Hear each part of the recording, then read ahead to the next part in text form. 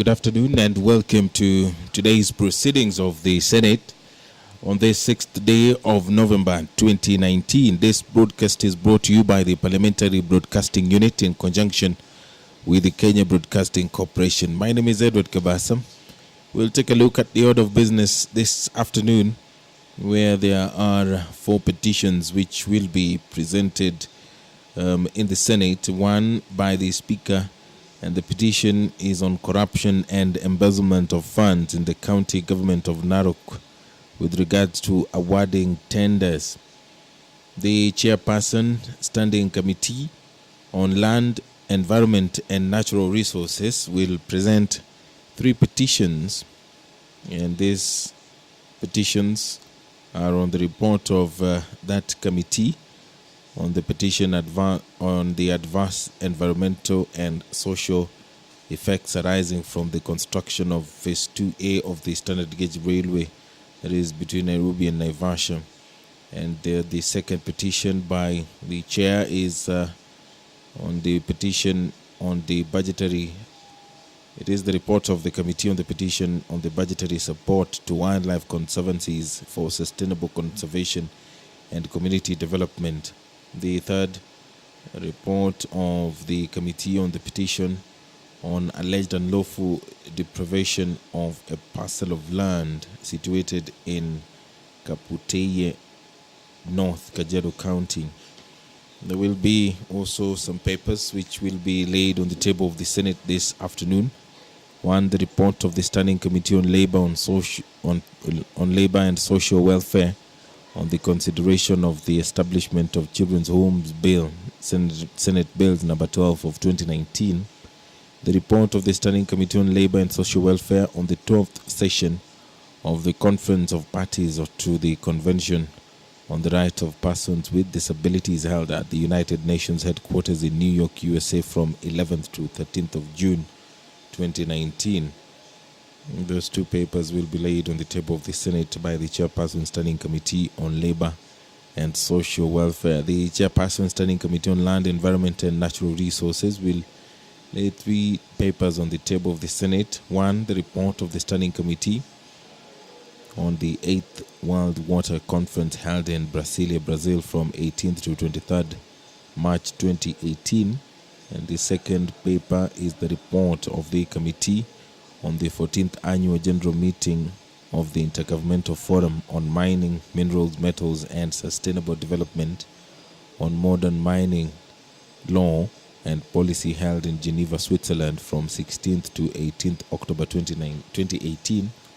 And the third is a report of the committee on the 18th meeting of the Convention on International Trade in Endangered Species of Wild Fauna and Flora, Conference of Parties held in Geneva, Switzerland from 17th to 28th of August 2019. The Senate Majority Leader will lay on the table of the Senate 2 papers.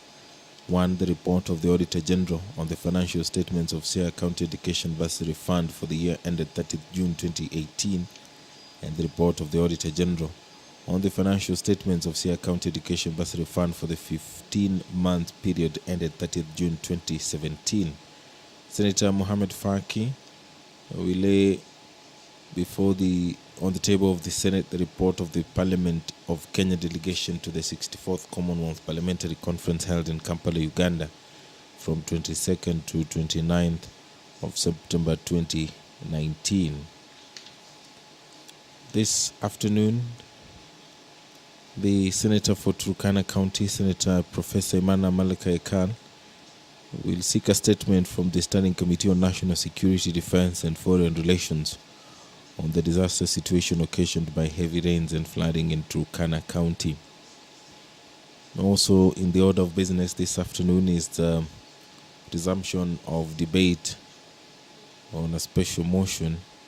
It is on the approval of revised debt ceiling for the national government that this House adopts the joint report of the Sessional Committee on Delegated Legislation and Standing Committee on Finance and Budget on the consideration of the Public Finance Management National Government Amendment Regulations 2019 laid on the table of the Senate on Wednesday, October 16, 2019, and pursuant to the provision of Article 211, subsection 1A of the Constitution of Kenya, Section 205, subsection 4 of the Public Finance Management Act, and Section 18 of the Statutory Instrument Act, approves the amendments to the Public Finance Management National Government Regulations 2015 Principal Regulations as affected through legal notice 155 of 26th September 2019. If the senators are able to conclusively debate this special motion, then they will proceed to division, where they will vote for this special motion. The Committee of the Whole House will be considering various amendments or proposed amendments to some bills, among them the Retirement Benefits Deputy President and Designated State Officers Amendment Bill, Senate Bills number 2 of 2018, among others. If you're just joining us, the Senate proceedings are about to begin. The Senate Speaker, Kenneth Makelo Lusaka, is now walking into the chambers. I will now hand you over for the live proceedings of the Senate, courtesy of BBU and KBC. Good afternoon. Okay, let us pray. Almighty God, we beseech you to behold with your abundant favor and blessings, as your servants whom you have been pleased to call to this leadership positions in this republic. We seek guidance to treat and consider all matters that shall come under our deliberation in so just and faithful a manner as to advance the peace, prosperity, and welfare of our country and of those whose interests you have committed to our charge. Amen.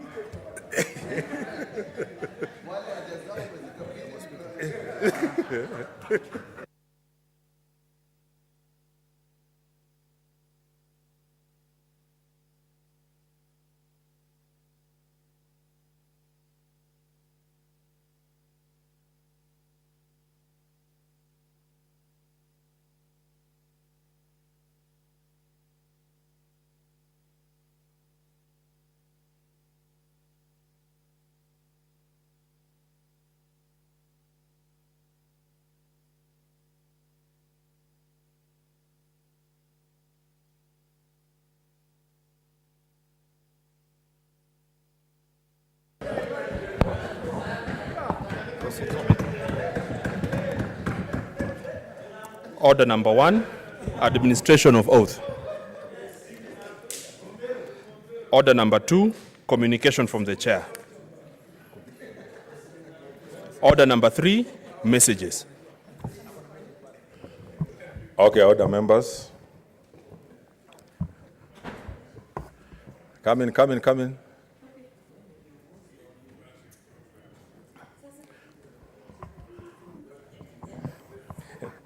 Okay, Honorable Senators, I wish to report to the Senate that pursuant to Standing Order 41.3 and 4, I have received the following message from the Speaker of the National Assembly regarding the passage by the Assembly of the Circle Societies Amendment Bill, National Assembly Bill number 1 of 2018, and the Sectional Properties Bill, National Assembly Bill number 23 of 2019.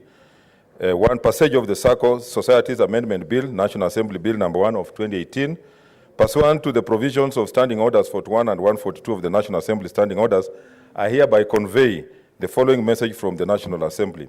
Whereas the Circle Societies Amendment Bill, National Bill number 1 of 2018 was published via Kenya Gazette Supplement number 2 of 19th January 2018 to provide for the registration and licensing of Circle Societies as deposit-taking, savings and credit cooperatives. And whereas the National Assembly considered and passed the said bill without amendments on Wednesday, 9th October 2019 in the form attached hereto, now therefore in accordance with the provisions of Article 110(4) of the Constitution and Standing Order 41 of the National Assembly Standing Orders, I hereby refer the bill to the Senate for consideration. 2. Passage of Section of Properties Bill number, National Assembly Bill number 23 of 2019, pursuant to the provisions of Standing Order 41.1 and 142 of the National Assembly of Standing Orders, I hereby convey the following message from the National Assembly. Whereas the Section of Properties Bill, National Bill number 23 of 2019 was published via Kenya Gazette Supplement number 35 of 29th March 2019 to provide for the division of buildings into units to be owned by individual proprietors and common property to be owned by proprietors of the units as tenants in common, and to provide for the use and management of units and common property, and also address the contemporary challenges associated with the ownership of property. And whereas the National Assembly considered and passed the said bill with amendments on Wednesday, 9th October 2019 in the form attached hereto, now therefore in accordance with the provisions of Article 110 of the Constitution and Standing Order 41 of the National Assembly Standing Orders, I hereby refer the bill to the Senate for consideration. Honorable Senators, Standing Order number 157 requires that a bill which originates in the National Assembly be processed by the Senate in the same manner as a bill introduced in the Senate by way of first reading in accordance with Standing Order number 139. I therefore direct that the Circle Societies Amendment Bill, National Assembly Bill number 1 of 2018, and the Sectional Properties Bill, National Assembly Bill number 23 of 2019, be read a first time tomorrow, Thursday, 7th, 2019. I thank you. Okay.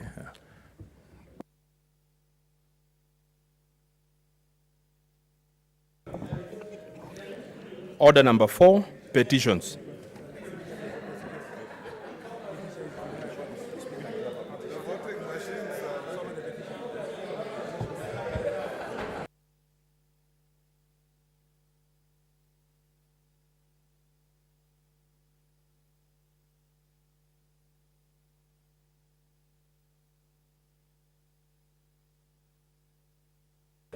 Okay, next order. Order number 5, papers.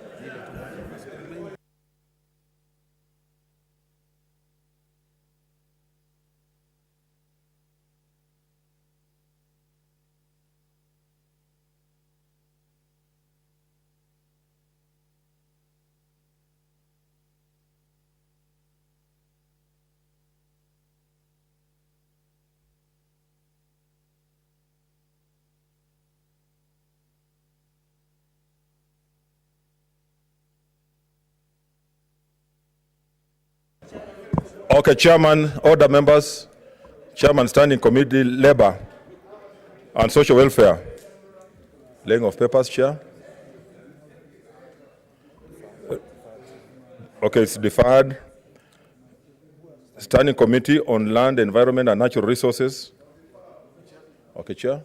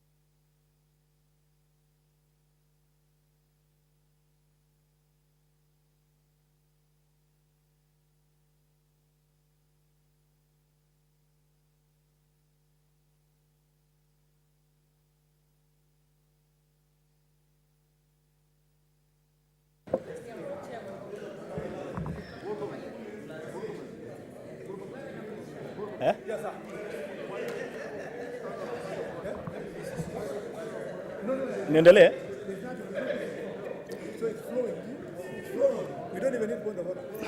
Okay, proceed, Chair. Order members. Mr. Speaker, sir, I beg to lay the following papers on the table of the Senate today, Wednesday, 6th November 2019. Number 1, report of the Standing Committee on Land, Environment and Natural Resources on the 8th World Water Conference held in Brasilia, Brazil from 18th to 23rd March 2018. Number 2, report of the Standing Committee on Land, Environment and Natural Resources on the 14th Annual General Meeting of the Intergovernmental Forum on Mining, Minerals, Metals, and Sustainable Development on Modern Mining Law and Policy, held in Geneva, Switzerland, from 16th to 18th October 2019.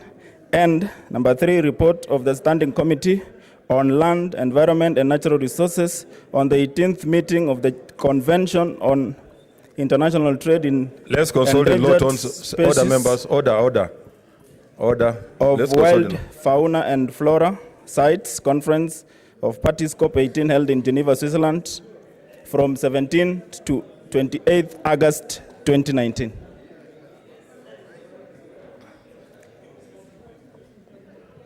Okay, Leader of Majority. Next paper. Mr. Speaker, I beg to lay the following papers on the table of the Senate today, Wednesday, 6th November 2019.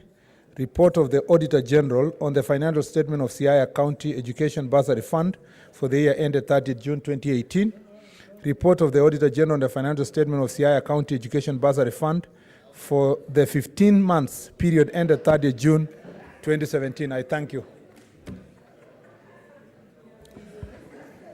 Senator Mohamed Faki.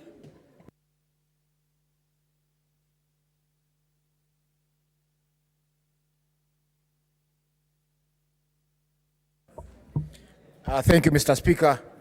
Mr. Speaker, sir, I beg to lay the following paper on the table of the Senate today, Wednesday, 6 November 2019. Report of the Parliament of Kenya delegation to the 64th Commonwealth Parliamentary Conference, CPC, held in Kampala, Uganda, from 22nd to 29th of September 2019.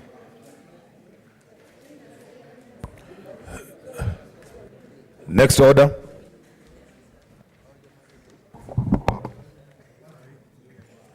Order number 6, notices of motion.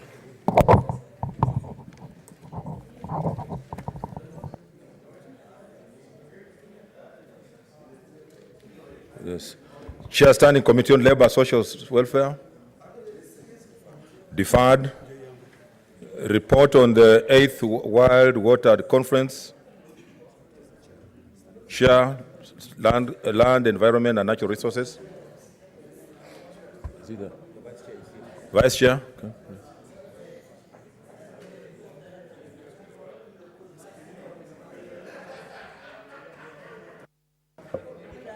Mr. Speaker, I beg to give the following notices of motion.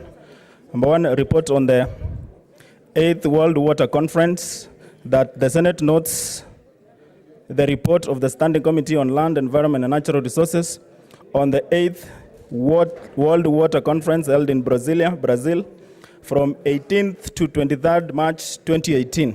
Number two, report on the 14th Annual General Meeting of the Intergovernmental Forum on Mining, Minerals, Metals, and Sustainable Development on Modern Mining Law and Policy. That the Senate notes the report of the Standing Committee on Land, Environment, and Natural Resources on the 14th Annual General Meeting of the Intergovernmental Forum on Mining, Minerals, Metals, and Sustainable Development on Modern Mining Law and Policy held in Geneva, Switzerland from 16th to 18th October 2018, and a report on the 18th meeting of the Convention on the International Trade in Endangered Species of Wild Fauna and Flora Sites Conference of Parties, COP18, that the Senate notes the report of the Standing Committee on Environment and Natural Resources on the 18th meeting of the Convention on International Trade in Endangered Species of Wild Fauna and Flora Sites Conference Parties COP18 held in Geneva, Switzerland from 17 to 28 August 2019. I beg to move. Senator Mohamed Faki.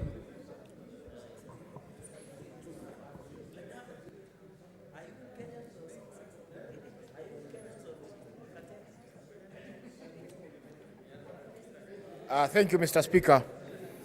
I beg to give the notice of the following motion, that the Senate notes the report of the Parliament of Kenya delegation to the 64th Commonwealth Parliamentary Conference, CPC, held in Kampala, Uganda, from 22nd to 29th of September 2019. Thank you. Next order. Order number 7, statements. Order. Okay.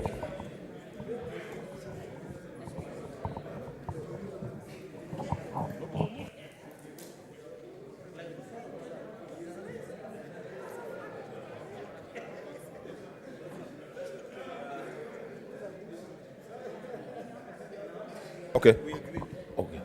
Okay, Senator Ledama. We are coming back to order number 4. Order number 6. Thank you, Mr. Speaker, sir. Mr. Speaker, sir, I rise to give notice of motion on exercise by the Deputy Governors of the powers and functions vested in the office of the County Governor in the absence of the substantive holder of the office. Mr. Speaker, sir, that cognizant that Article 179(4) of the Constitution designate the County Governor and the Deputy Governor as the Chief Executive and Deputy Chief Executive of the county respectively. Further, cognizant that pursuant to Article 186 of the Constitution, a County Governor and Deputy Governor are elected on a joint ticket, with Article 179(5) providing that whenever the County Governor is absent, the Deputy County Governor shall act as the County Governor.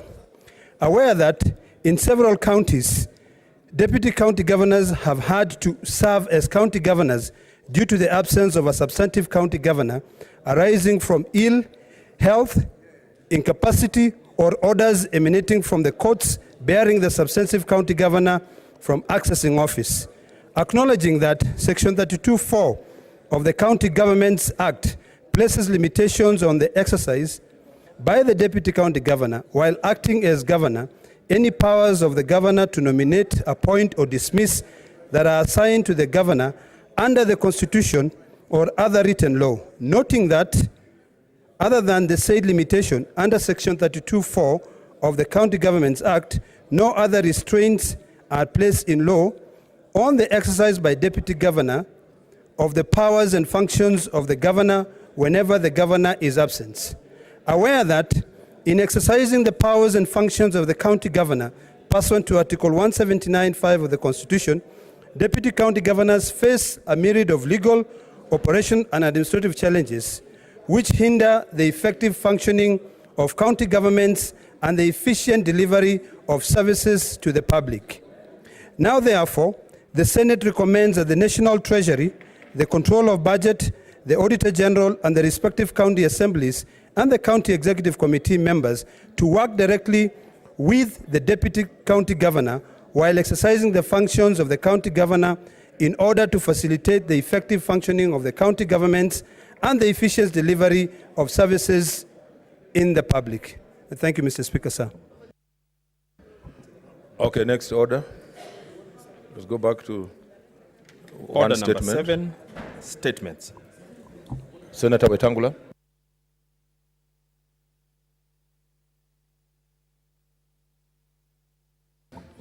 Thank you, Mr. Speaker. Mr. Speaker, allow me to note with appreciation the unusual heavy presence of members in the House. If we ever attended the House like this, business would be transacted very well. Mr. Speaker, I have a statement. Is a statement, not a point of order. Okay, make your I have a statement. statement, Mr. Speaker.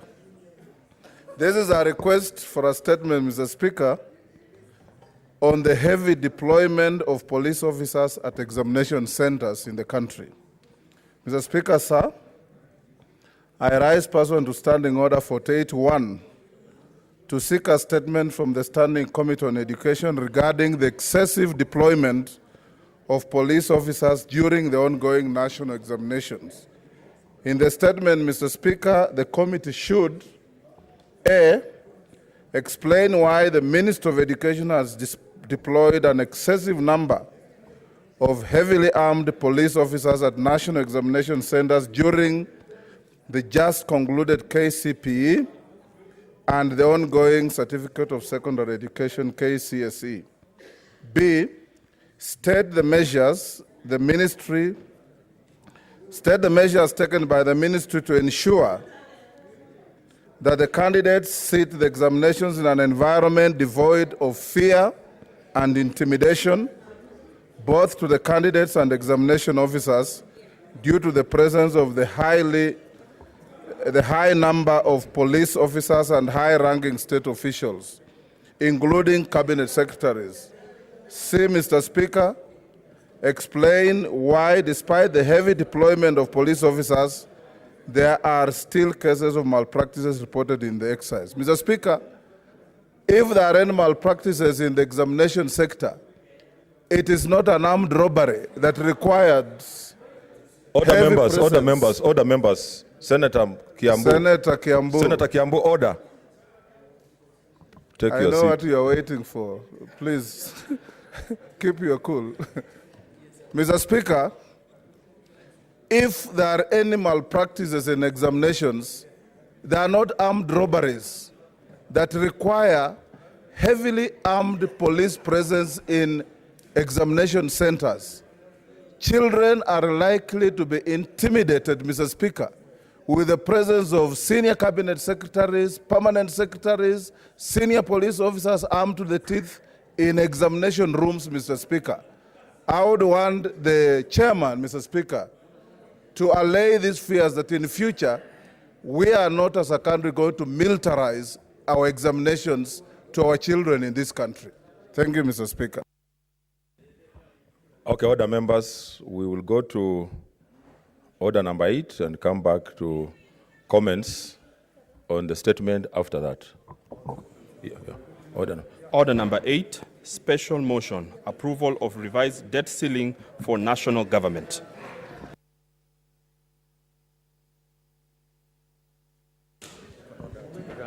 Okay, I order that the bell be rung for 2 minutes.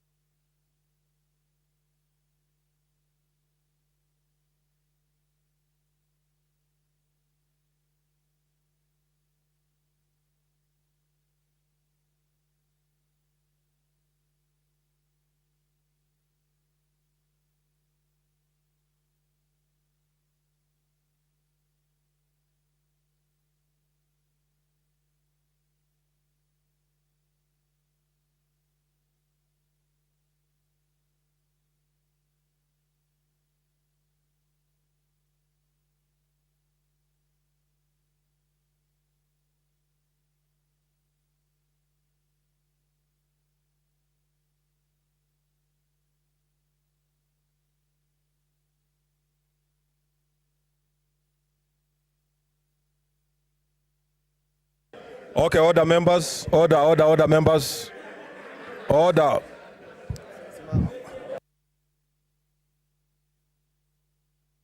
Okay, order members, order members, order members, order. Can you take your seats? Can you take your seats, Senator Nandi? Senator Nandi, can you take your seats? Order. Senator, order members, order, Senator Nandi. Order. I now direct that the doors be closed and the bars locked.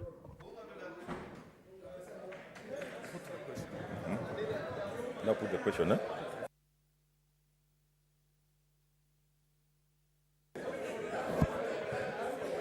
Okay, order members. Order members. Order members. Order. Order members. Go to your seats. Take your seats, please. Senator Professor Ongeri, take your seats.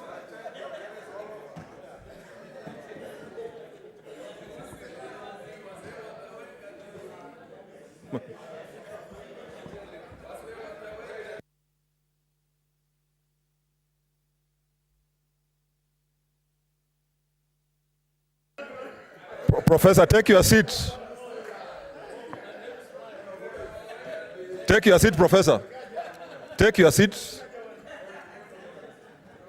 What's your point of order, Senator?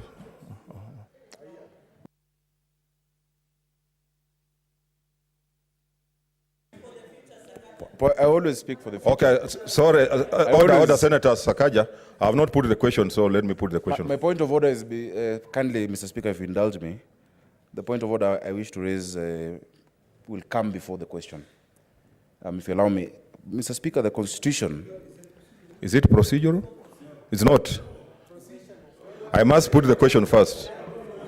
But Mr. Speaker, if you hear my point of order, you'd know whether it's procedural before or after. No. No, you're out of order. Okay, order, members. Let me put the question. Order. I now put the question, which is that the House adopts the joint report of the Sessional Committee on Delegated Legislation and the Standing Committee on Finance and Budget on the consideration of the Public Finance Management National Government Amendment Regulation 2019, laid on the table of the Senate on Wednesday, October 16, 2019, and pursuant to the provisions of Article 2111A of the Constitution of Kenya, Section 2054 of the Public Finance Management Act, and Section 18 of the Statutory Instruments Act, approves the amendments to the Public Finance Management National Government Regulations 2015, principal regulations as effected through legal notice number 155 of 26 September 2019. It concerns counties and therefore it will be by delegation. Log in. No. Log in by voting. Log in.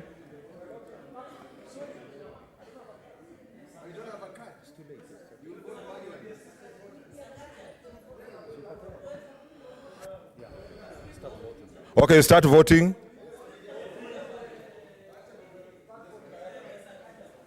Start voting.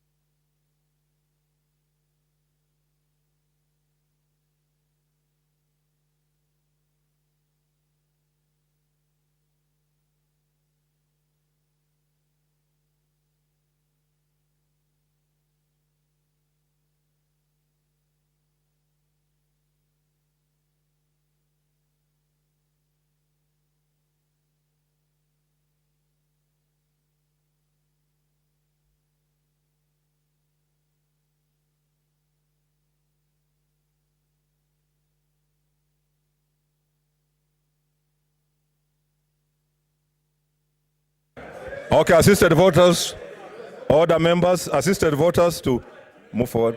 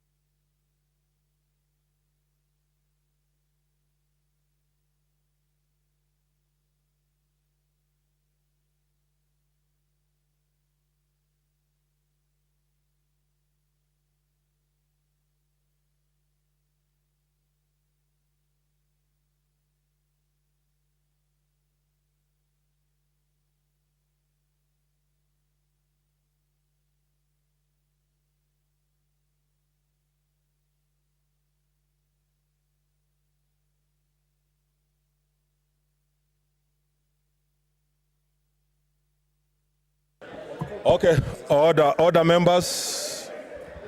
Order members. Order members. Order members. Senator Kabaka, order members. Can you resume your seats, order members? Order members.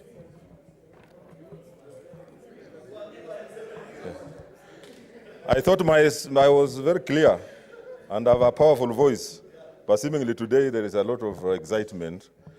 So these are the results of the vote. The noes have 7. The ayes have 30. The noes 0. The ayes have it. Yeah? Abstentions are not there. Where are the abstentions?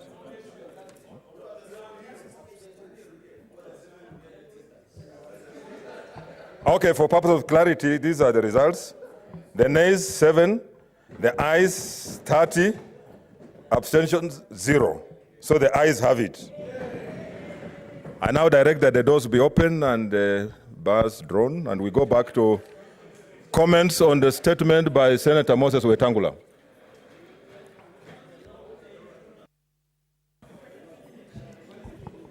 Order number 7, statements. Senator Mutula Kilonzo Jr. Yeah. Order members. Order members.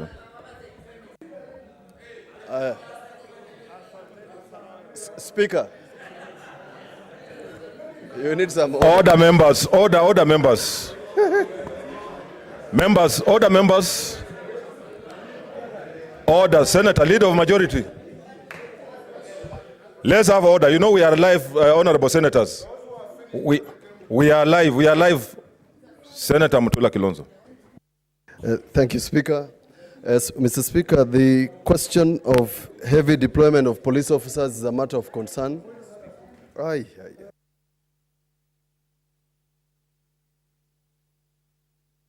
What's your point of order, Senator Murkomen? I had made a request to you, Mr. Speaker, that on behalf of the House and all the senators, that I'd like to appreciate everybody who came to vote because they exercised their democratic right, Mr. Speaker. And Mr. Speaker, I believe that we did the right thing, whether you voted yes or no. And Mr. Speaker, in the spirit of the conversation that is going on in the country on matters debt and interest rates and so forth, Mr. Speaker, I will request the Committee of Finance so that we keep true to the conversations we had here through the debate, that they move quickly, Mr. Speaker, to now institute processes of dealing with proper debt management in the country, because as we acceded yesterday, even though the increasing the cap, Mr. Speaker, was important for the country, it's also important for that committee to implement those issues that were raised by members in this committee. So, Mr. Speaker, on behalf of the House, I want to say thank you, Mr. Speaker. Do you want to be informed? No. Okay, I think let's proceed. Senator Mutula Kilonzo Jr.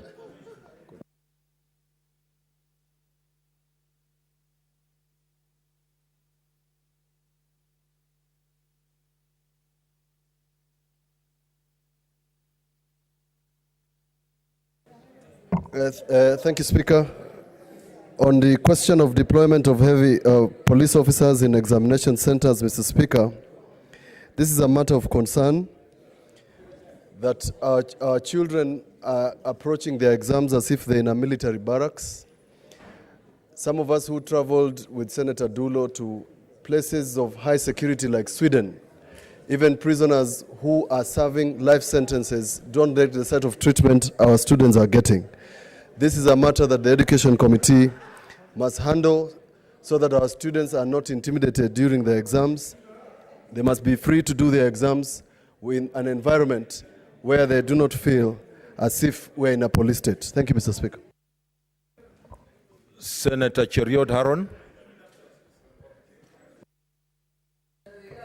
Thank you, Mr. Speaker. Mr. Speaker, this is a very serious concern that is being raised by Senator Moses Wetangula on the issue of wastage in government and how public resources are being spent. I'm not so sure how, in spirit with what we have done this afternoon, this question is, because we've just, Mr. Speaker, as we raise concerns about how police are being deployed and how the national government is conducting actually this very important exercise. One is the issue of kids being intimidated, but also secondly is the issue of resources that we are being told are scarce, but the same is not being matched in how government is conducting its exercises, Mr. Speaker. But having said that, Mr. Speaker, I hope our colleagues who sit in the Education Committee will do a just job, because this is a matter of grave concern to the country. Mr. Speaker, having gotten this opportunity, allow me to celebrate the 7 heroes in this house this afternoon who stood with poor Kenyans. Thank you. I think everybody voted according to their democratic right. So all are heroes in their own, or heroines in their own right.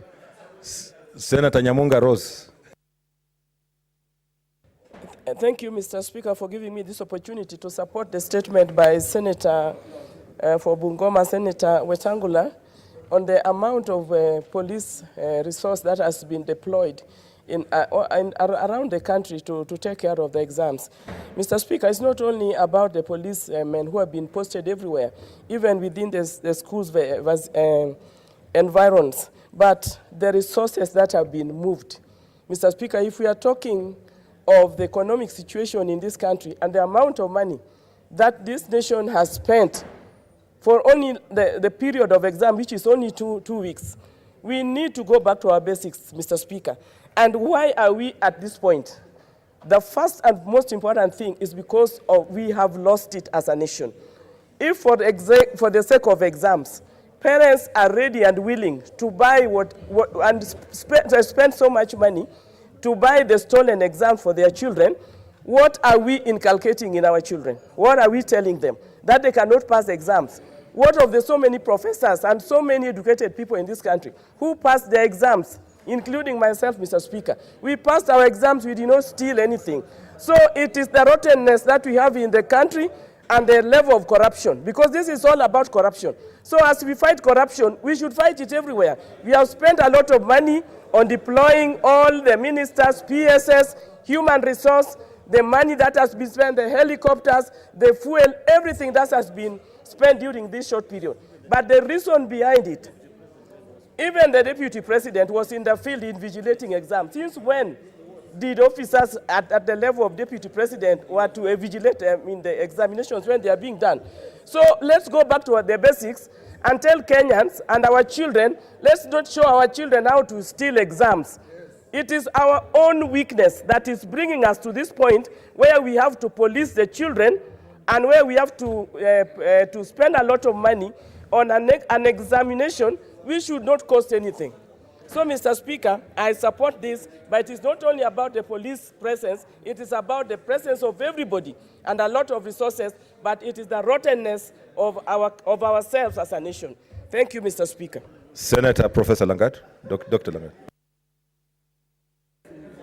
You want to say and then I finish? Is it possible? Okay.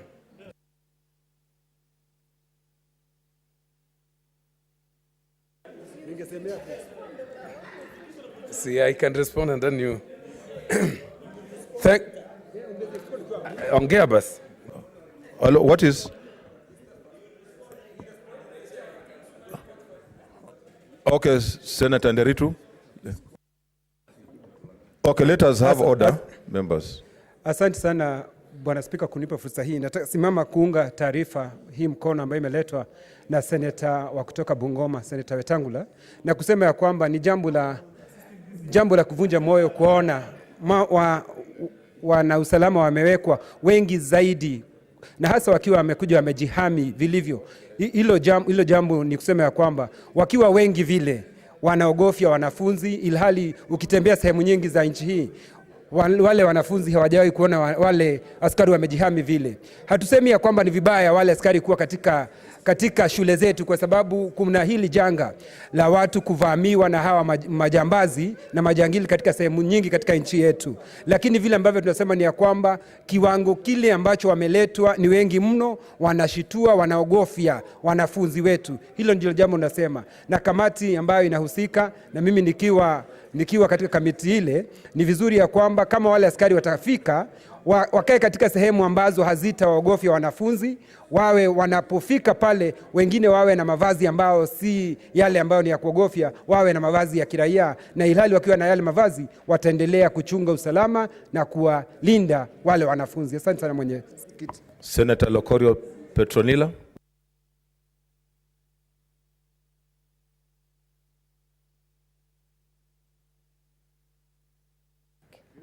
Okay, thank you.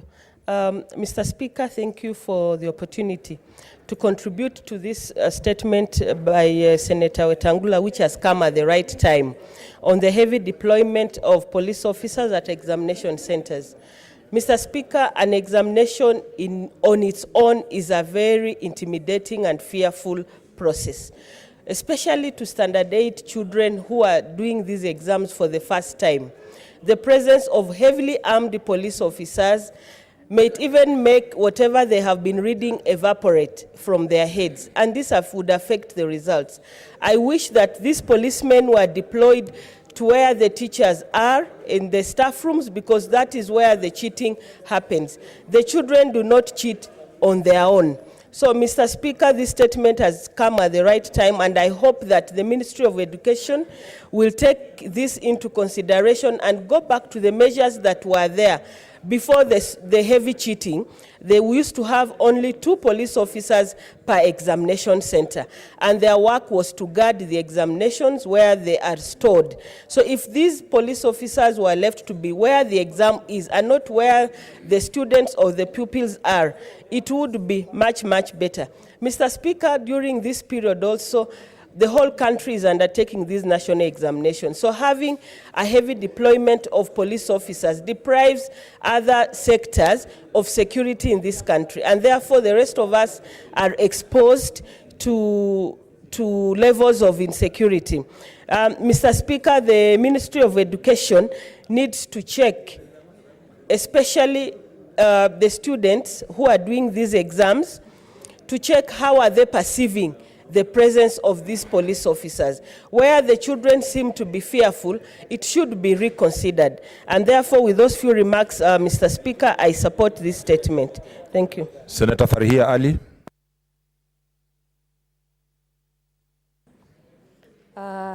Thank you, Mr. Speaker, sir. First of all, I wish to thank Senator Wetangula for bringing this statement. Mr. Speaker, I really respect Senator Wetangula, but I want to differ with him honorably.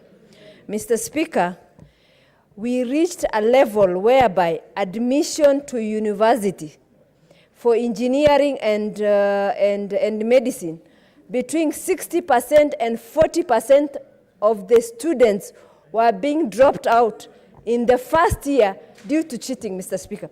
I think government has better use of resources. Mr. Speaker, this is an issue that speaks to the core of our life and our livelihood. Because, Mr. Speaker, if we allow cheating in schools, Mr. Speaker, there's too many things that are at stake. Because the economy and everything in this country depends on the level of education. Mr. Speaker, if you remember, I don't know how many of the senators have had this, in 2015, there was a confession by a student in one of the churches saying that I got an A in my examination, but because it is not mine, I want people to pray for me for my sin and to receive that exam. That student, can you imagine the emotional level that child had to go through before they can say such things in a church full of people? A child who has just finished Form 4. Mr. Speaker, the economy of examination cheating was 5 billion before Professor Magoha stopped the cheating, Mr. Speaker. Mr. Speaker, Examination cheating is the worst that can happen to any country.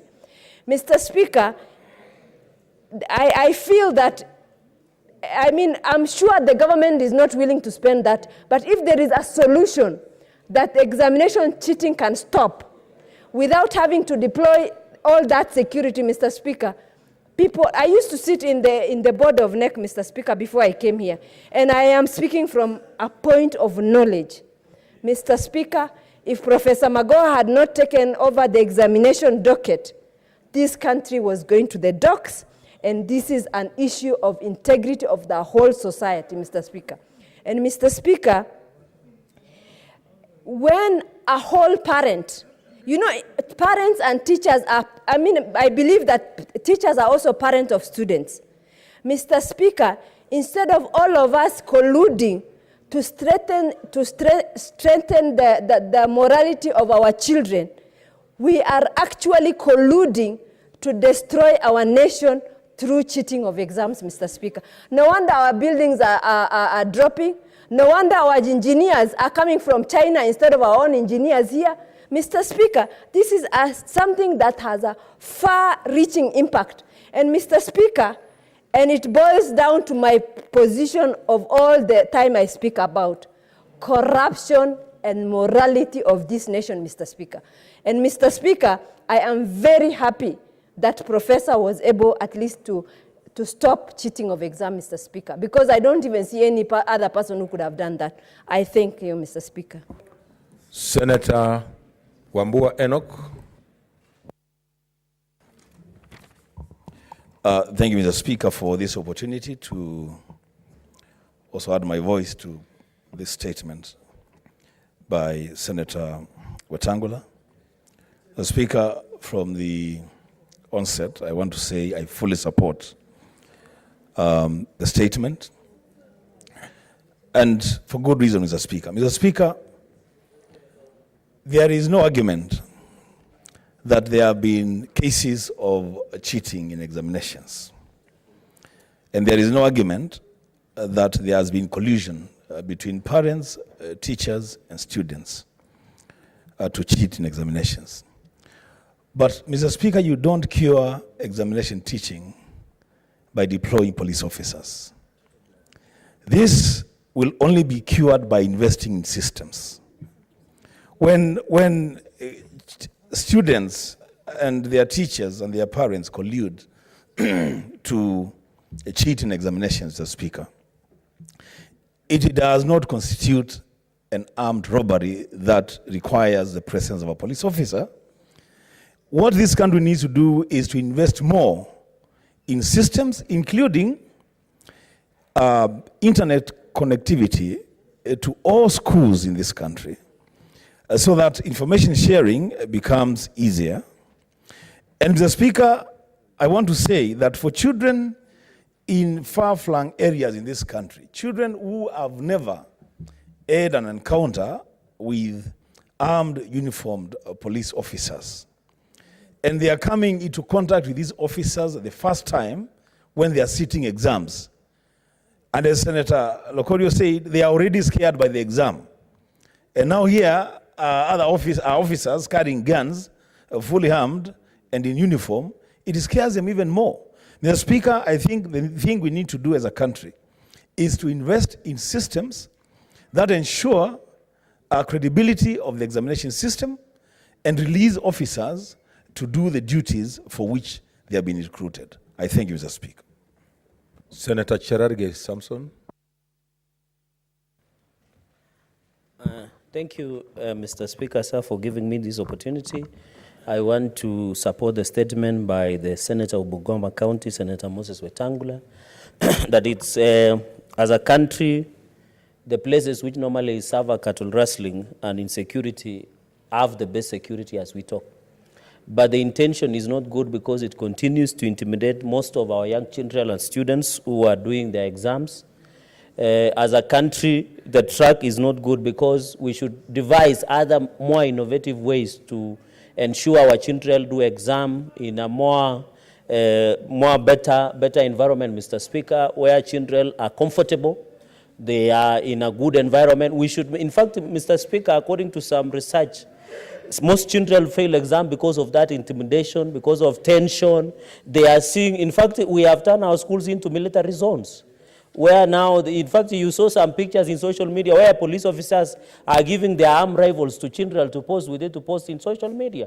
So it is very sad that during the exam period, I think Kenyans, we would be protecting our interests, the way our resources, the way we are protecting the children when they are doing examinations. Because Kenyans are doing very well in terms of examination, sorry, Mr. Speaker, but when it comes to protecting the real resources, they don't do that. So we hope in future, and this is a challenge to the Ministry of Education, Mr. Speaker, that in future they must find better ways. They should consult the education stakeholders, Mr. Speaker, sir, on this matter, Mr. Speaker.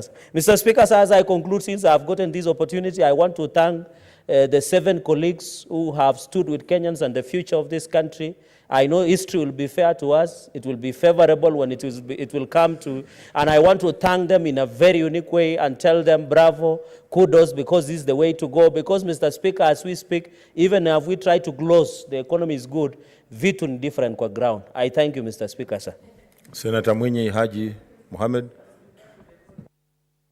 Asante Mheshimiwa Spika kwa kunipa fursa hii kuunga mkono arifa iliyoletwa bungeni na Seneta wa Bungoma, Seneta Wetangula. Mheshimiwa Spika, kwa kusema ukweli, mazingira ya watoto kufanyia mtihani sasa yamebadilika sana, kwa sababu watoto wengi wanatishiwa na uwepo wa polisi ambao wamejihami kwa silaha tofauti mahali ambapo hapahitaji silaha kama hizo.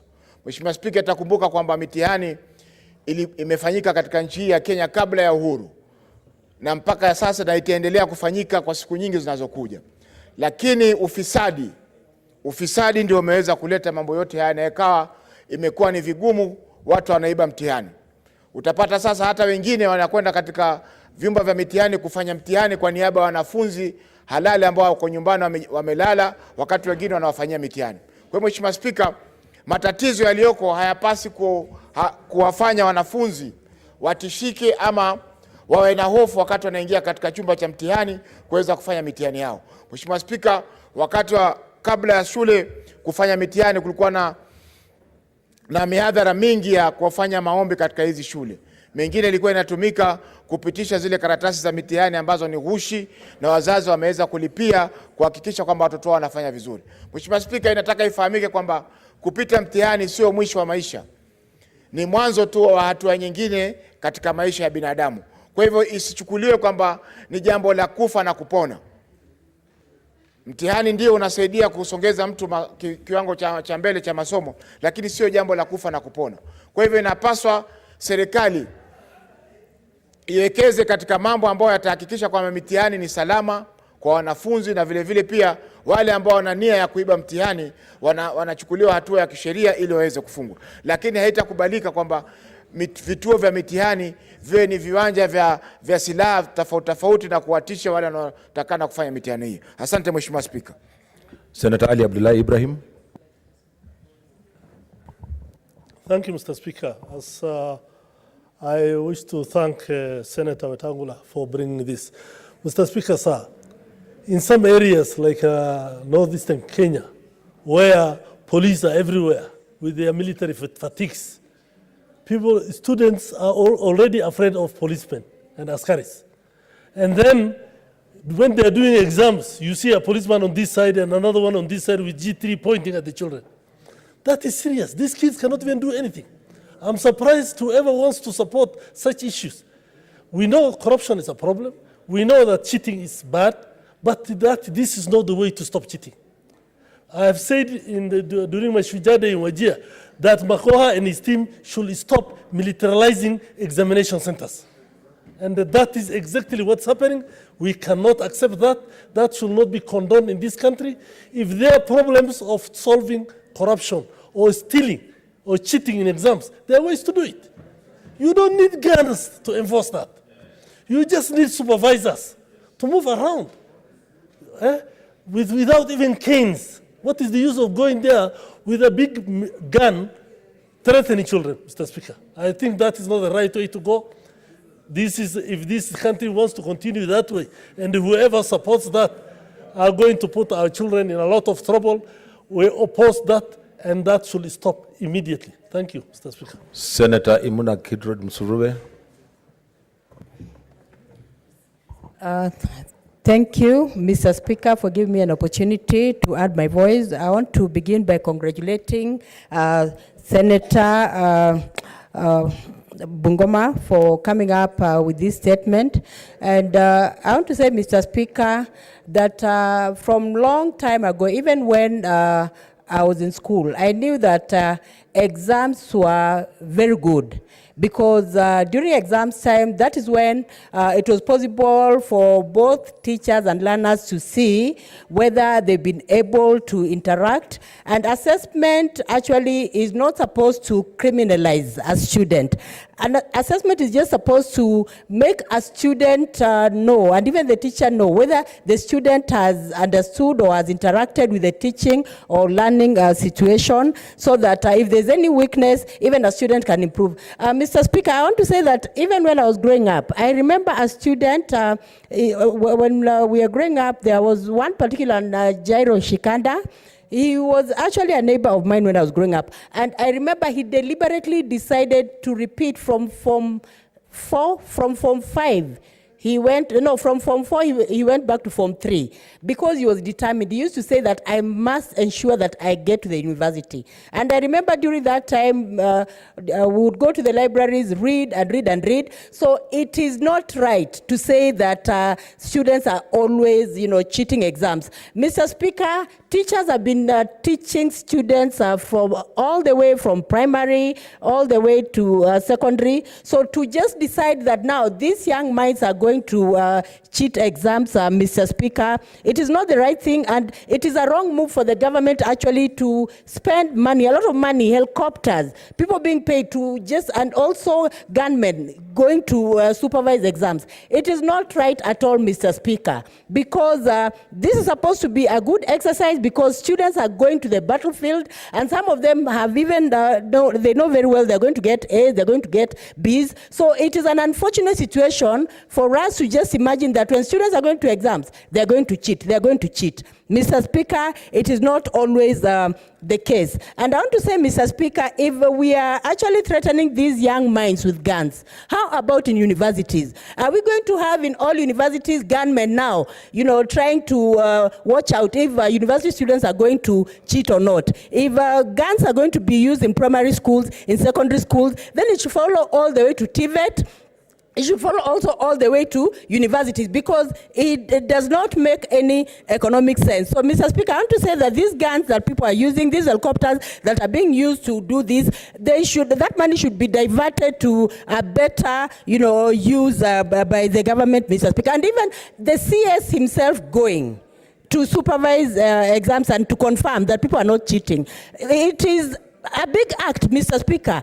And I think the CS should stop acting, the Ministry of Education should stop acting, and invigilators should actually be paid to go into the classrooms, invigilate exams, so that, students know very well that even when they're going to the exams, we all have confidence in them. Mr. Speaker, I remember sometimes even during exam time, sometimes students will be prayed for as they're going to the exams, so that God helps them with the exams. But now we are threatening students that we have guns. We want to see whether you're going to cheat or not. Mr. Speaker, Kenyans should stop acting. I support this statement. And the Labor Committee, the Education Committee where I sit, should actually act with speed and ensure that this practice stops, where every now and then we see in the papers that now cheating has stopped, cheating has stopped. When it comes to cheating in exams, Mr. Speaker, it is not a one-day affair, Mr. Speaker.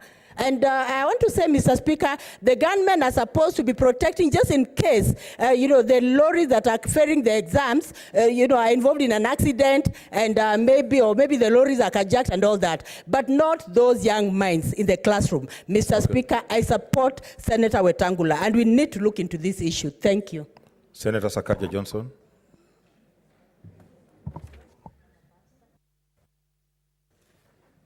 Thank you, Mr. Speaker. Mr. Speaker, this is it's a very interesting statement because it raises a number of issues that are deeper than just deployment of officers.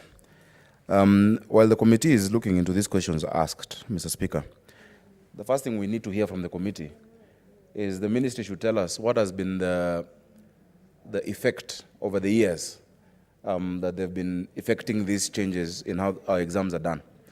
Mr. Speaker, many years ago, not even many years ago, a few years ago, we would always hear about cancellation of entire results from an entire school because of cheating.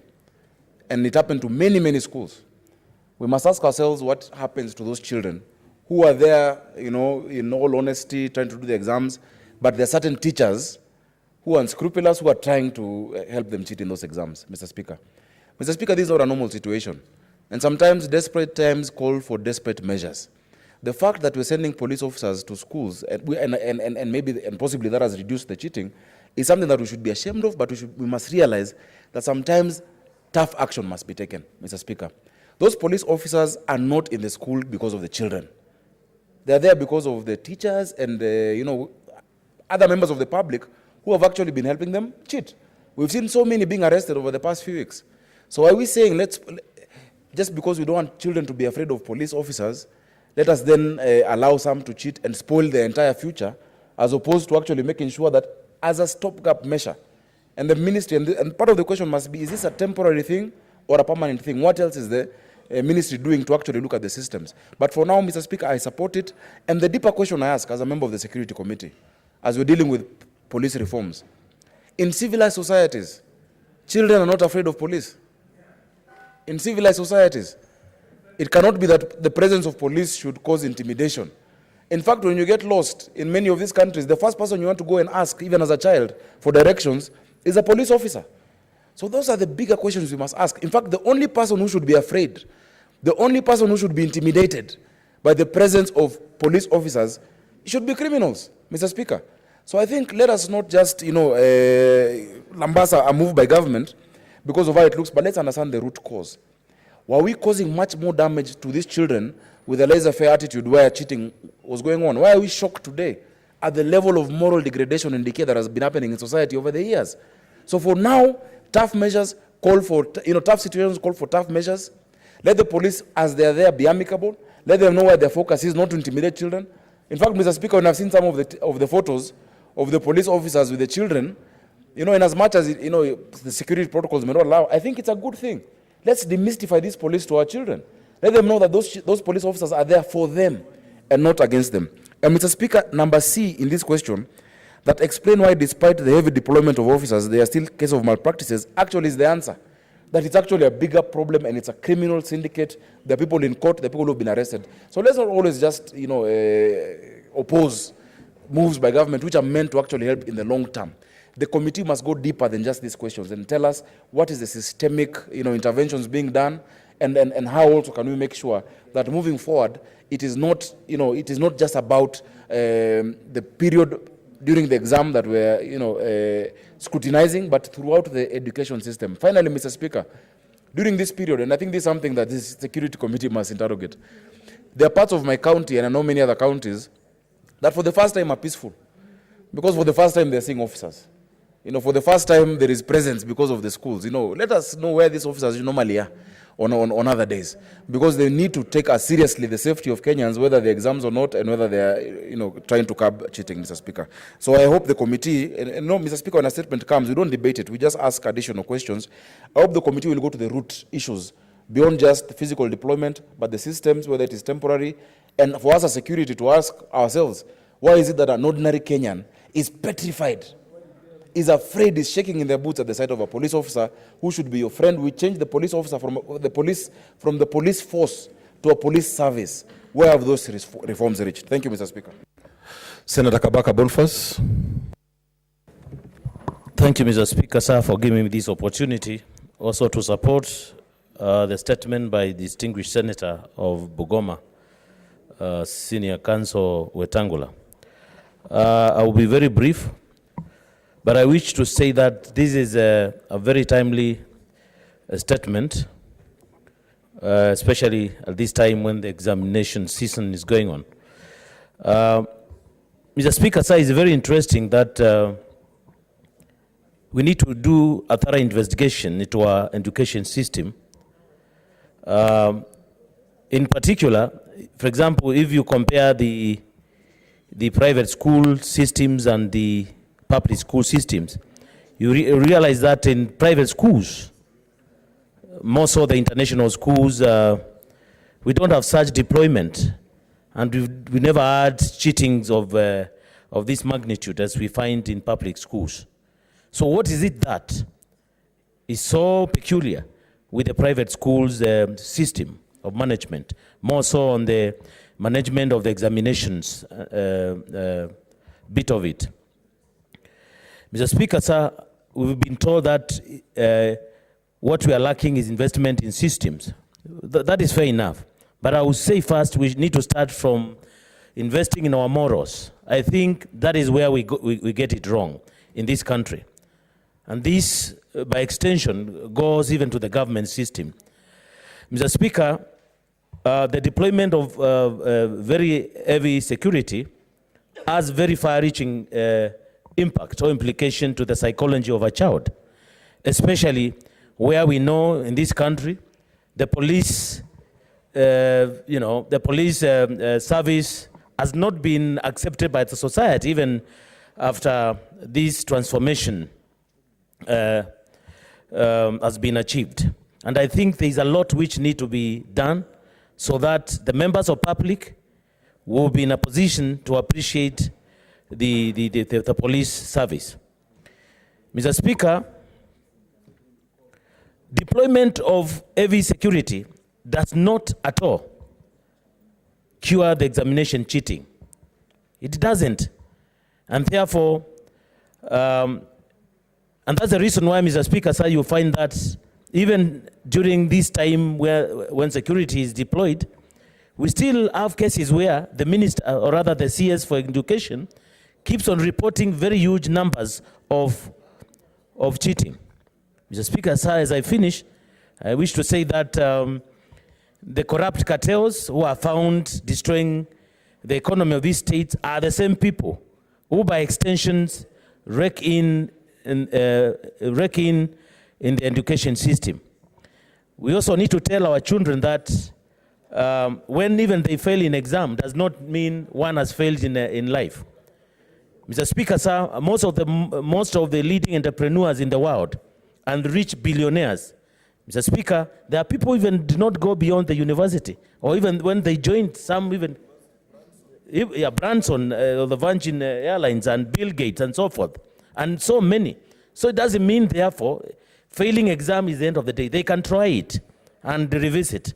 Some or even professors like Professor Mazurui, they are known not to have done very well in all levels. But later, look what came out of such a doyen of intellectual. And there are many of the caliber. So it's a high time that our students be told that failing examination is not the end of the world. But what matters is moral decadence. The Speaker, sir, as I finalize, it's better even to have your child who is a C+ material, but is good in morals, rather than have a student or a child who is an A+, but is a person who takes drugs day and day, giving the parents problem. Mr. Speaker, sir, I support this statement. Finally, Senator Masinza Naomi. Thank you, Mr. Speaker, for allowing me to support this statement. I want to congratulate Senator Wetangula for this statement. It is timely when actually the examination in this country is taking place. Mr. Speaker, it is heartening to hear that, or to see police officers, and we are using the word heavily deployed, just as we are seeing police officers manning examination centers. Mr. Speaker, the deployment of these police officers does not amount to any decree or any amount of making our children more clever than what they have learned for the 8 years or the 4 years they have been in school. Mr. Speaker, who said that the police officers, when they are manning this examination, there will be the decrease in cheating? In fact, we are seeing cheating taking place and continuing. Mr. Speaker, the children that are being carded, they are still underage. There are children that are between, for those who are doing primary examination, they are between 12 and 13 years. You look at this child, and there's a police officer passing by with a gun. What do you expect this child to remember? When he sees a gun, does he remember the gun, or he remembers what he read? Mr. Speaker, it is so absurd, it is so intimidating for the Ministry of Education to take a scapegoat and think that when they put police officers in classrooms, rotating in classrooms, that the children are going to pass, or anything good, fishy is not going to happen. Mr. Speaker, law enforcement in this country has turned to be just any other scam. Why do I say this?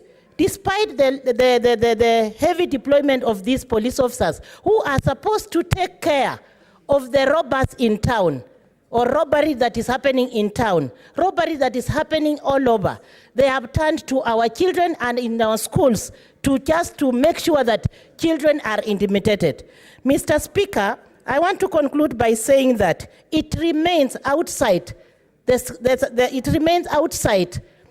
status of the system that is supposed to cut our children. And if you look at the incident that happened in Tarakanizi, it gives us the scare to our children, and it gives even the parents an attitude that the schools have turned to be any other institute that cannot produce a child who is, if not stealing the exam, then the child is supposed to be manned to pass. Mr. Speaker, it is so bad, it is so unworthy, and we are saying that law enforcement should just deal with what is meant for. The police officers have been turned into a sweeping broom.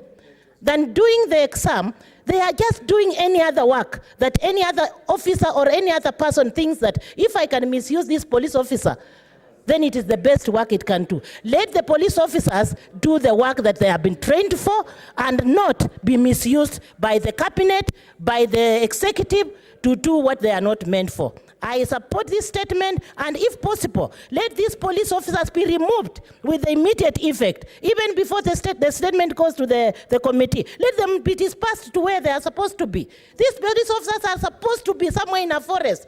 These police officers are supposed to be somewhere taking care of taking in the forest, because they need to man the forest. Some are supposed to man the forest.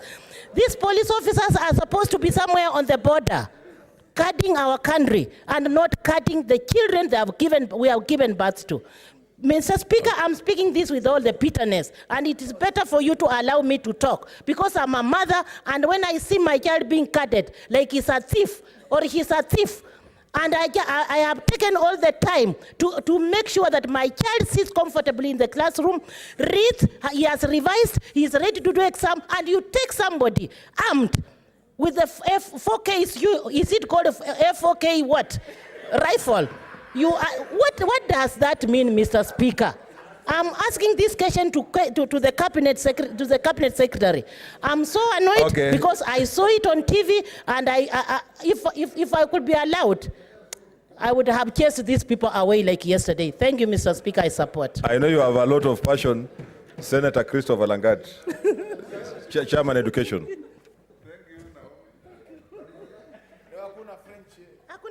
Thank you, Mr. Speaker, for also giving me this opportunity to make my comment on this. First, I would like to thank Senator Wetangula for this great concern that he has brought this particular statement. I still believe very well that, as Senator Sakaja was saying, we are in a country that our children are not friendly to the police. In most of the villages, Mr. Speaker, they only saw the police for the first time during that particular time. And I want to say this creates a lot of terror and fear in our children during this particular period of examination.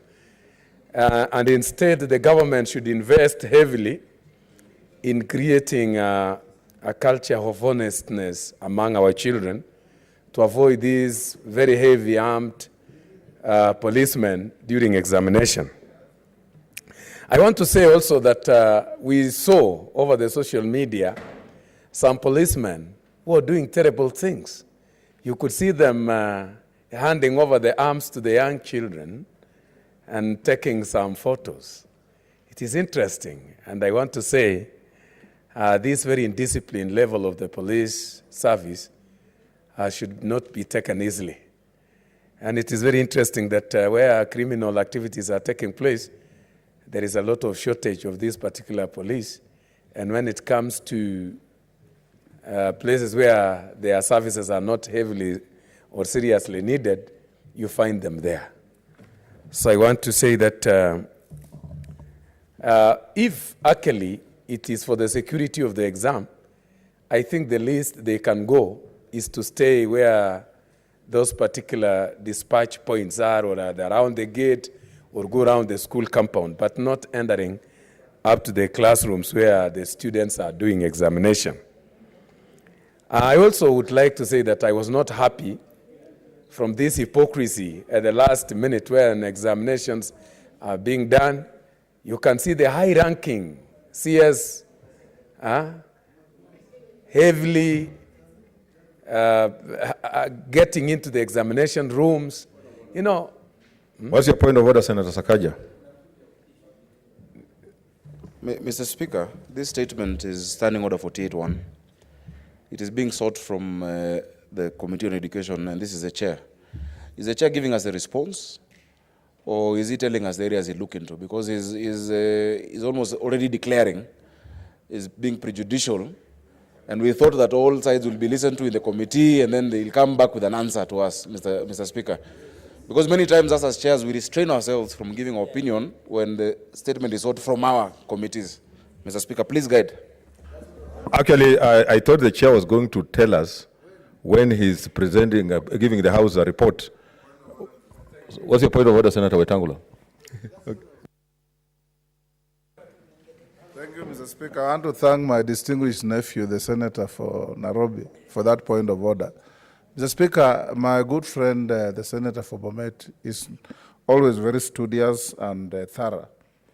He has listened to almost half the House express disgust, concern, fear, outrage at militarization of the examinations in this country. So I would have expected, Mr. Speaker, for him to note these serious concerns and give the House a date on when, if he needs to summon the mandarins of the Jogo House, for us to appear and interrogate them, Mr. Speaker. Senator Mutula Kidogo Jr., what's your point of intervention?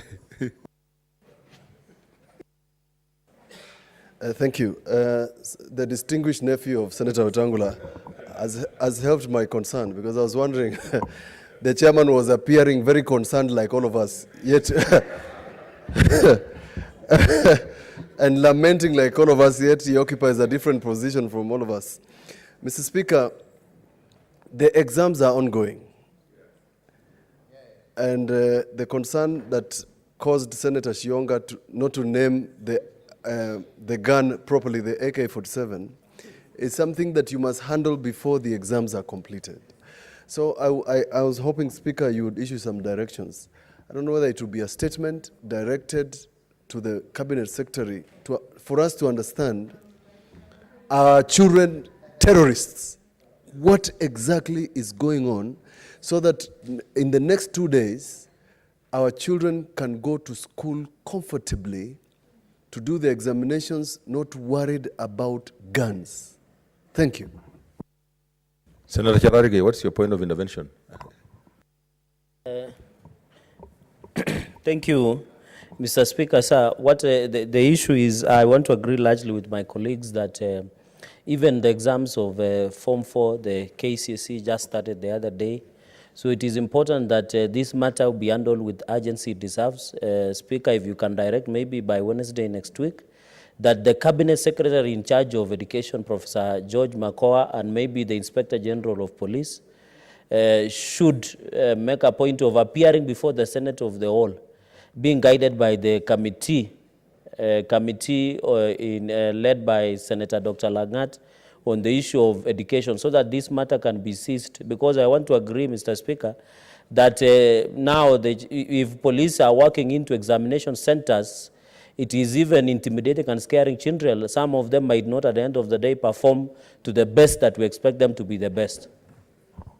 Chair Education, can you provide an answer in the next 1 Thank week? you. I think the matter is very serious, I think, as the members have expressed their concern. And I would like to request through the Speaker that we are given 2 weeks to handle this. No, I have directed that you bring a report on Wednesday next week, which is 1 week. Well, I'm sure okay. you can be able to get all these people. They are all in Nairobi. It's so directed. Okay, then as you've directed, Mr. Speaker, we are going to act accordingly. Okay, honorable members, I have a communication. I would like to acknowledge the presence in the Speaker's Gallery this afternoon of a visiting delegation from Vihiga County Assembly, Public Accounts and Investment Committee. I request each member of the delegation to stand when called out so that they may be acknowledged in the Senate tradition. They are number 1, Honorable Vincent Atsiaya, Chairperson, Honorable Wycliffe Massini, Vice Chairperson, Honorable Clementine Osodo, Member, Honorable Manoa Mboku, Member, Honorable Patrick Ahwale, Member, Honorable Paul Tira, Member, Honorable Jackie Mwenesi, Member, Rachel Siamba, PSC CEO, Mike Olo, Payroll Manager, and Brenda Ajema, Internal Auditor. On behalf of the Senate and on my own behalf, I welcome them to the Senate and I wish them well for the remainder of their stay. I thank you. Senator George Khaniri. Mr. Speaker, allow me to join you and the House at large in welcoming the great delegation from the County Assembly of Vihiga. Mr. Speaker, that is the Public Accounts Committee of Vihiga County Assembly, and they're in town because the governor for Vihiga County was appearing before our CPAC here, so they came as friends of the committee to witness what was happening today. We spent the whole day with them, Mr. Speaker, and I just want to say that, remind them that they are our first line of defense when it comes to oversight matters. We are partners in this. We have to ensure that devolution works. We have to ensure that monies that we send from here benefit the people in the counties as it's supposed to be. Mr. Speaker, I just want to hail them for the good job that they are doing, this particular committee. We were told this by the chairman, CPAC, Senator Kajwang, that among all the counties that have appeared, it is only Vihiga that has been able to interrogate the report of Auditor's General Report of 2013-2014, debated and adopted, 2014-2015, 2015-2016. So thank you for the good job that you're doing for the people of Vihiga, but we have a long way to go. You all witnessed what happened today and the answers that we got from the executive. It tells you we have a long way to go. Devolution is not benefiting our people as it was envisaged in the Constitution, and it is our duty to ensure that it does and it works. Thank you. Welcome to Nairobi. Senator Millicent Omanga on behalf of Chairman CPAC. Thank you, Mr. Speaker, sir. On behalf of the Chair CPIC, I want to take this opportunity and welcome the committee of CPIC from Vihiga County. It's actually, Mr. Speaker, a deliberate move we took as a committee to be inviting the County Assembly PAC members when we are calling the executive, so that we have that peer benchmarking. And because most of our county assemblies, you get, most of them are not well equipped to do oversight. So it was a deliberate move which chair and which speaker, and I want to tell this house it's actually working. The members of county assembly are really appreciating, and they are able now to actually do their work much easily. Thank you, Mr. Speaker. Senator Bogisho, Samuel. Thank you, Speaker. Speaker, just to join you and the Senator for Vihiga and Senator Millicent, who have contributed to welcome colleagues from Vihiga the CPIC Committee of Vihiga County Assembly.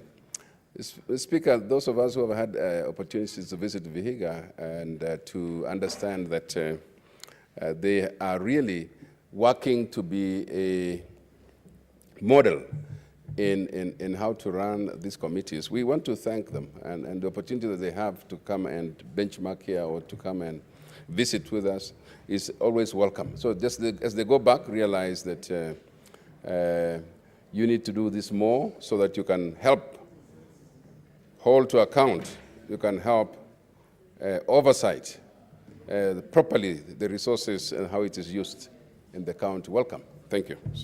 Senator Lokorio Petronila.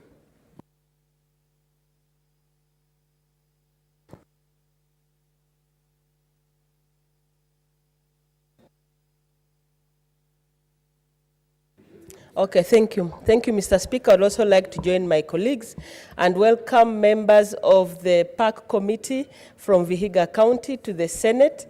I see my great friends there. And I also see my party members. Mr. Speaker, it's worth noting that ANC party is the majority leader in Vihiga County Assembly. That's our government. And I'm glad to hear that they are doing a good job in checking the government of Vihiga.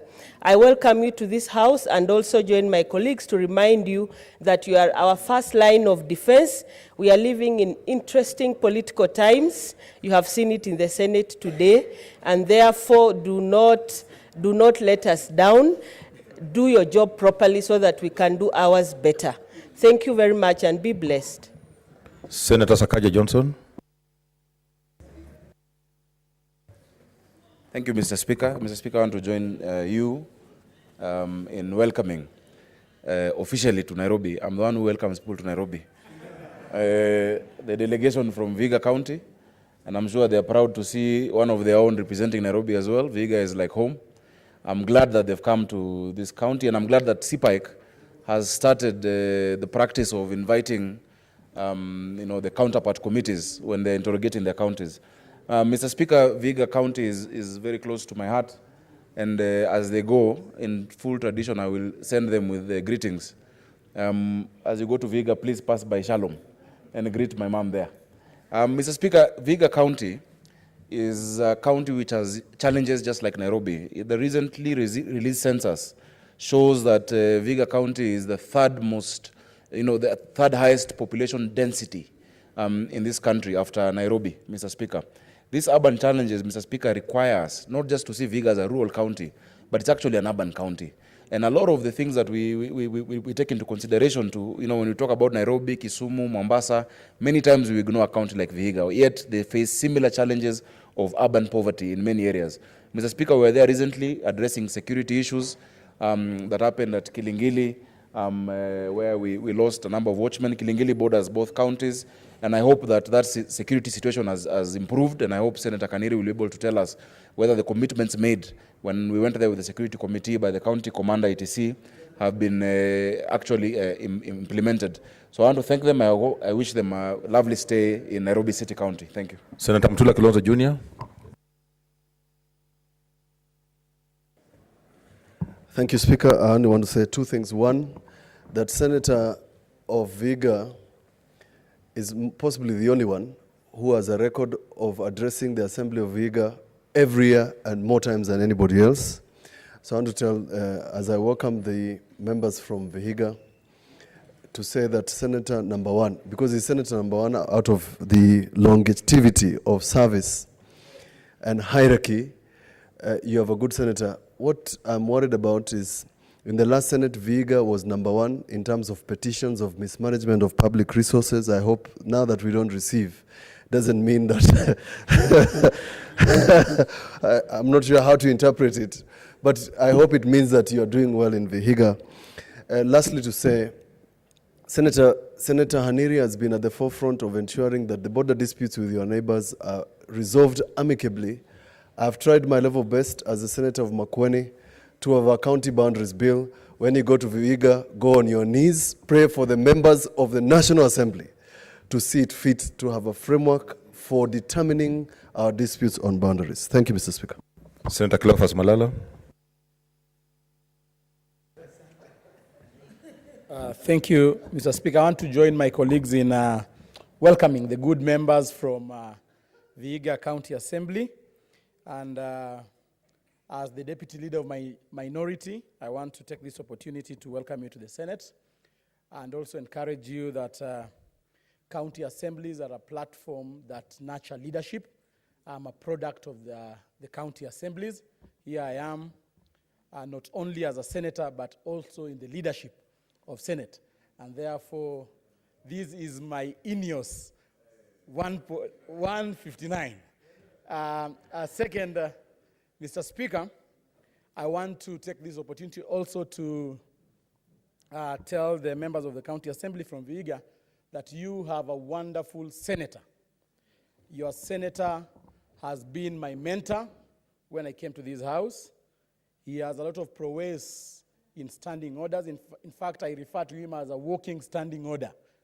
Walking standing order, Mr. Speaker, because he guides me always when I go astray. And I want to say that you have a very able senator.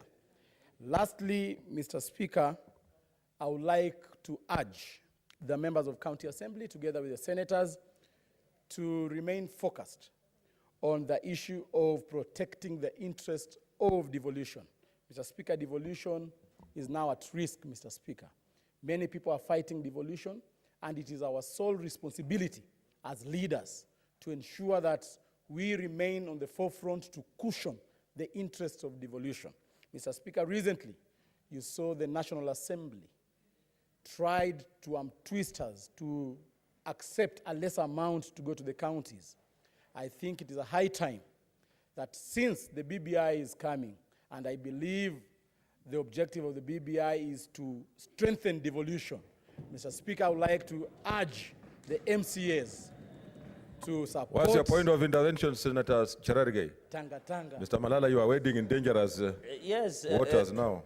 Is it in order for Senator Cleophas Malala, my deputy minority leader, to divulge the contents of BBI, yet that document, we have not seen it. Is it in order to tell us what is in the contents? Yet the president has not even received the report. Actually, it's out of order because there's just a rumor that there is something like that going on. But what's your point of order, Senator Mutula Kilonzo? Senator Cherargei, my chairman of Legal Affairs, Human Rights, is very famous for preaching water and drinking wine. Every time I've seen him on TV, he talks about BBI. Which BBI are you always referring to? Because the same BBI you are referring to and you have issued threats about is the same BBI is referring to. I think Senator Malala is allowed to issue an opinion. Since there's no document about what is going to be issued, it's an opinion. And there are opinions, press conferences issued for members of both sides of the divide. I think to that extent, he's only expressing his wish. This chairman and the chairman of Legal Affairs went and presented on behalf of this committee and on behalf of this Senate a report to the BBI. Who is that you presented a report to? Thank you.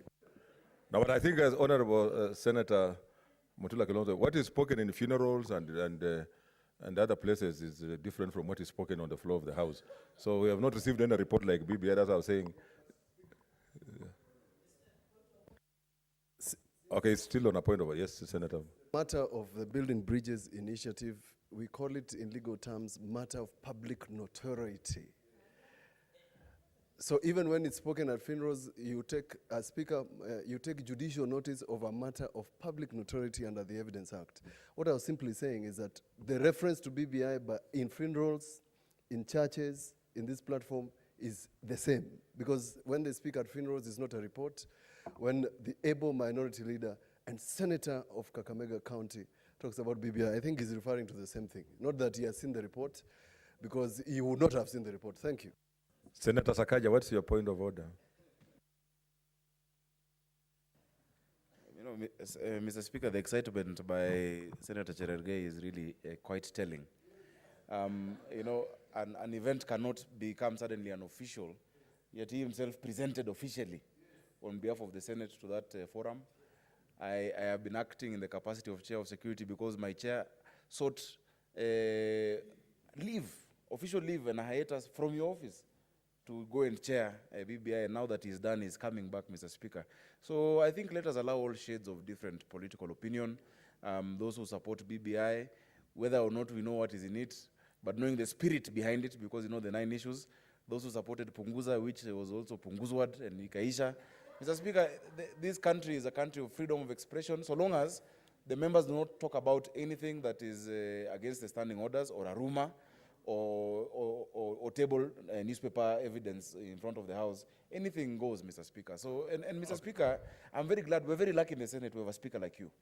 Because we saw in the other House people being gagged. The word parliament comes from the root Latin of parley, parlance, to speak, to talk. And you should never allow the curtailment of that freedom in this House, Mr. Speaker. So let the deputy super senator, you know, he calls himself super senator in Kakamega, but here is a deputy super. I can also continue. Senator Cherargei, what's your point of order? Mr. Speaker, you can't allow these people to get away with rumors in the House. Order, Senator. There are senators, honorable senators. Honorable senators, my apologies, Mr. Speaker. So what I wanted to say, Senator Mutula Kilonzo Jr. has made very serious statement in the House. What Senator Cleophas Malala said is that in the BBI report, it has issues in support of devolution. What we have been saying is that, what I've been saying, in which forum, Mr. Speaker, I've been talking in, I've been saying, I hope not the contents of such and such issue of the BBI.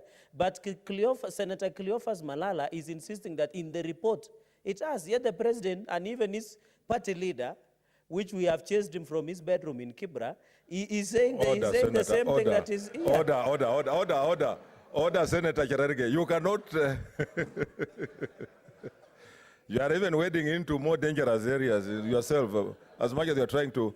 So I think, members, let us try to keep, to be relevant so that we don't lose track of what we are saying. Yes, Senator Malala. Thank you, Mr. Speaker.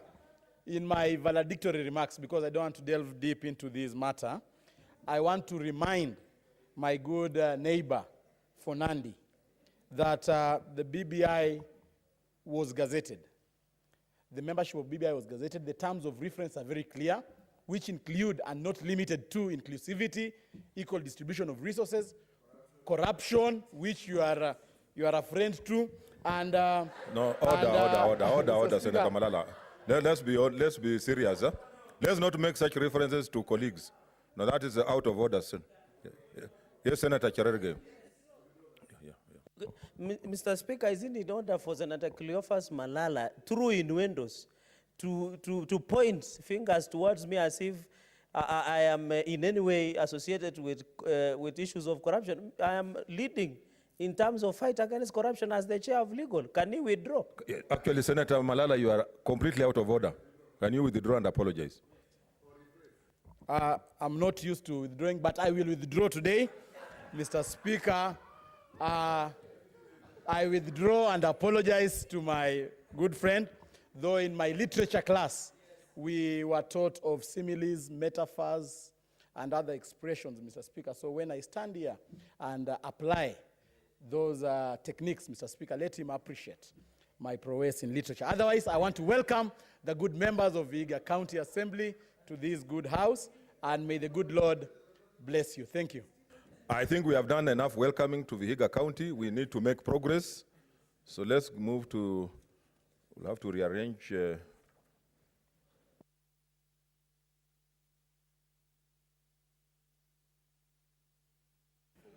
Okay, before we proceed, I'll ask Senator Sakaja to lay his papers. We go back to order number 5. Yeah. Senator Sakaja, order number 5. Order number 5, papers. Thank you, Speaker, for your very kind indulgence. Mr. Speaker, I beg to lay the following papers on the table of the Senate today, Wednesday, the 6th of November, 2019. Number 1, report of the Standing Committee on Labor and Social Welfare on the consideration of the Establishment of Children's Homes Bill, Senate Bill number 12 of 2019. And number 2, the report of the Standing Committee on Labor and Social Welfare on the 12th session of the Conference of Parties to the Convention of the Rights of Persons with Disabilities held at the United Nations headquarters in New York, USA, from 11th to 13th June 2019. Thank you very much, Mr. Speaker. Okay. So, honorable senators, I will defer orders number 9, 10, 11, 12. We go to order number 13, which is resumption of debate on adoption of report on session of committee on county public accounts and investments on accounts of county government for financial year 2014-2015.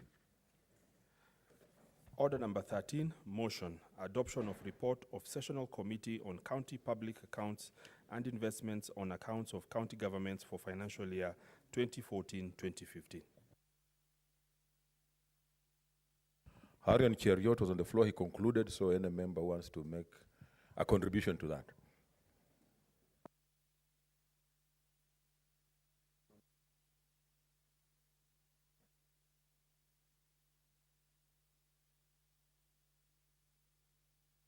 Okay, that concludes debate on that matter. We shall defer putting the question. Next order. Order number 14, the Care and Protection of Child Parents Bill, Senate Bills number 11 of 2019, second reading. Senator Kwamboka.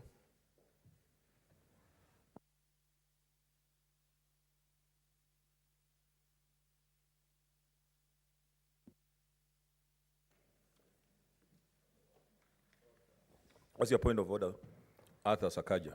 Let me just speak from here.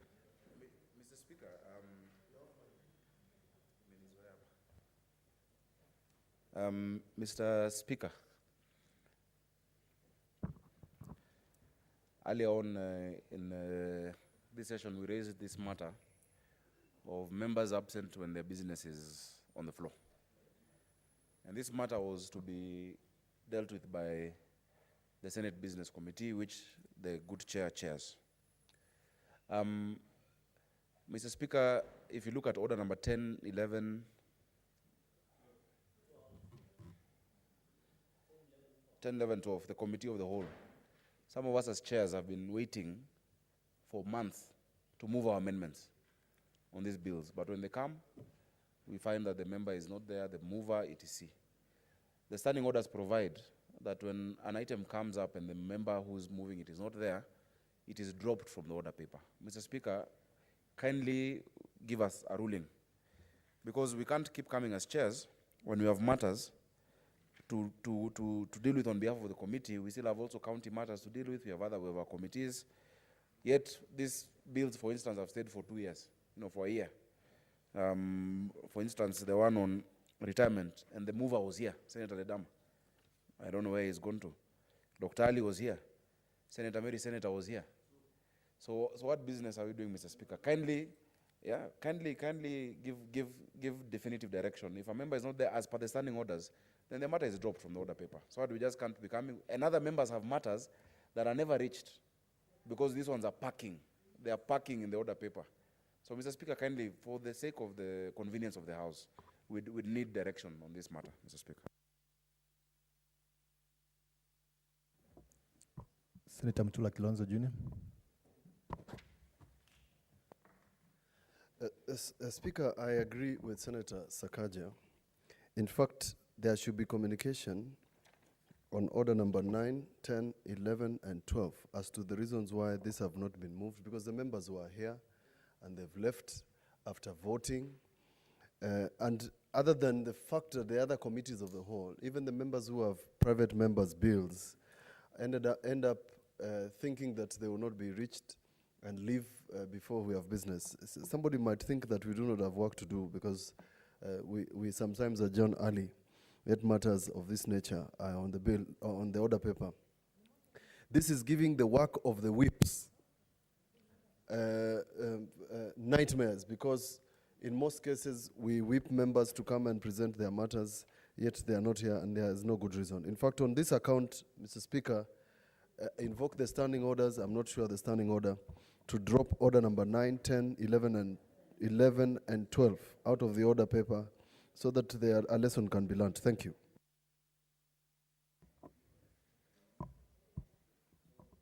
Honorable Senators, the Chair has taken note of the concerns as raised by Senator Sakaja and Senator Mutula Kilonzo Jr. And the Chair is going to make appropriate action on businesses that are in the order paper and members who are responsible are not present. So necessary action will be taken. Proceed, Senator Kwamboka.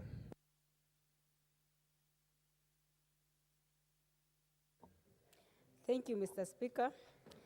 I beg to move that the Care and Protection of Child Parents Bill, Senate Bill number 11 of 2019, be now read a second time. Mr. Speaker, sir, the principal objective of the bill is to provide a legal framework for the care and protection of child parents within the counties. The framework is intended to ensure that an expectant child or a child parent may actualize their rights to basic education and at the same time ensure proper care of their children as enriched in the Article 53 of the Constitution. Mr. Speaker, sir, currently, the existing legal framework on institutional care under the Children Act 2001, the Charitable Children Institutions Regulations of 2005, and the Basic Education Act 2013 lacks a proper mechanism and framework for its full implementation. Further, the promotion of family-based alternative care as outlined in the national guidelines for the alternative family care of children is still in the piloting stage. Hence, the need for this framework and the care and protection of child parents is needed. Mr. Speaker, sir, though the Ministry of Labor and Social Protection has reiterated the government's intention to enforce the prohibition of registration of new Order, charitable... Senator Kwamboka. You need to move the motion properly. And Oh.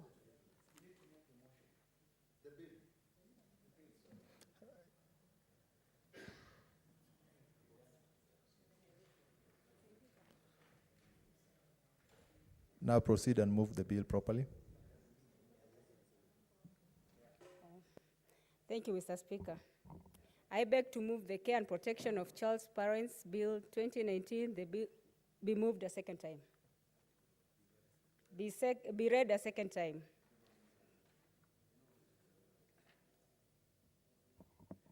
Let me continue, Mr. Speaker.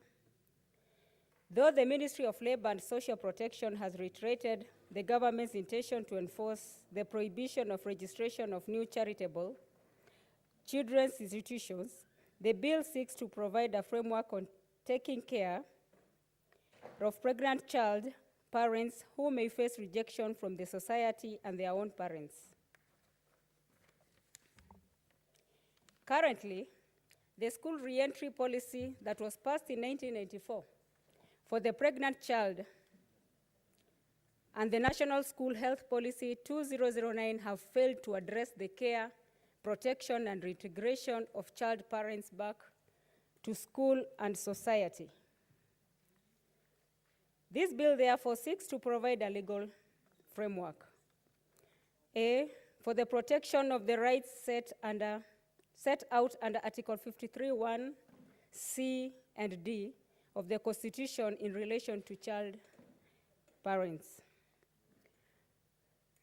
through which the expectant child or a child parent can realize their right to education and at the same time ensure the care and protection of his or her child. And C, of standards for the establishment and regulation of care centers for child parents by county governments. Mr. Speaker, sir, now let me delve into content of the bill.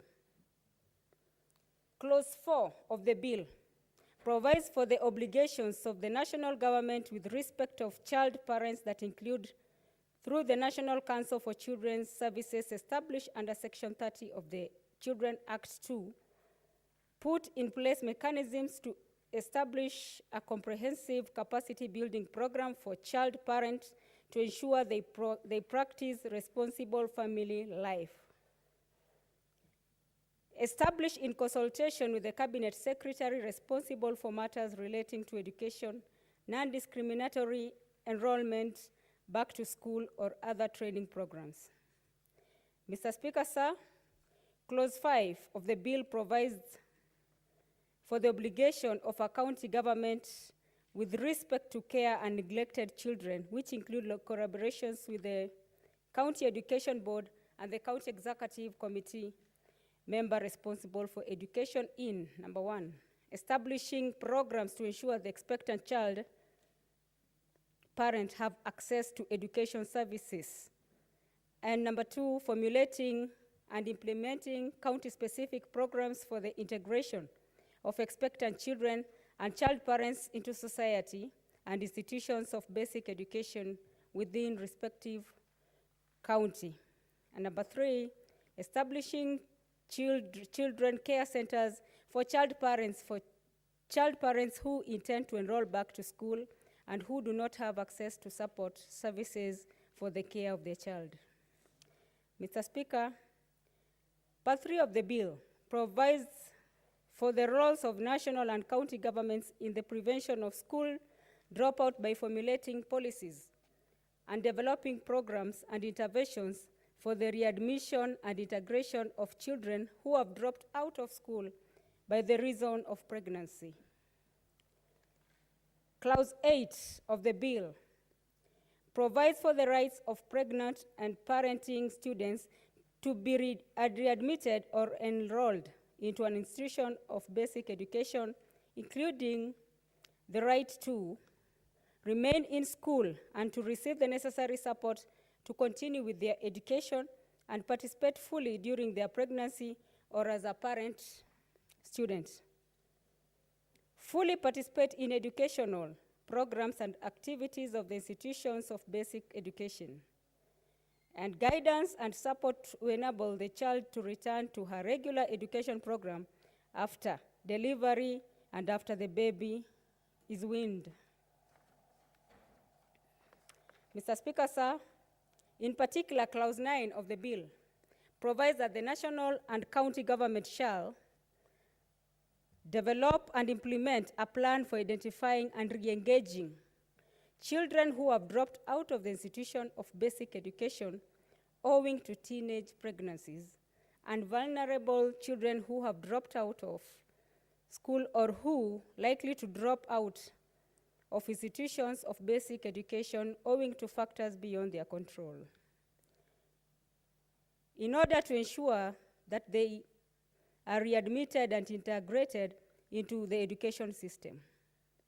Establish partnership with community-based organizations, education providers, and other relevant stakeholders in order to provide a broad range of education options and services to children who drop out of school under this part, and counsel the children in school on adolescent sexuality, responsible behavior, and the consequence of child pregnancy is to ensure that education system in place takes place into account the best interest of children who fall pregnant while in school.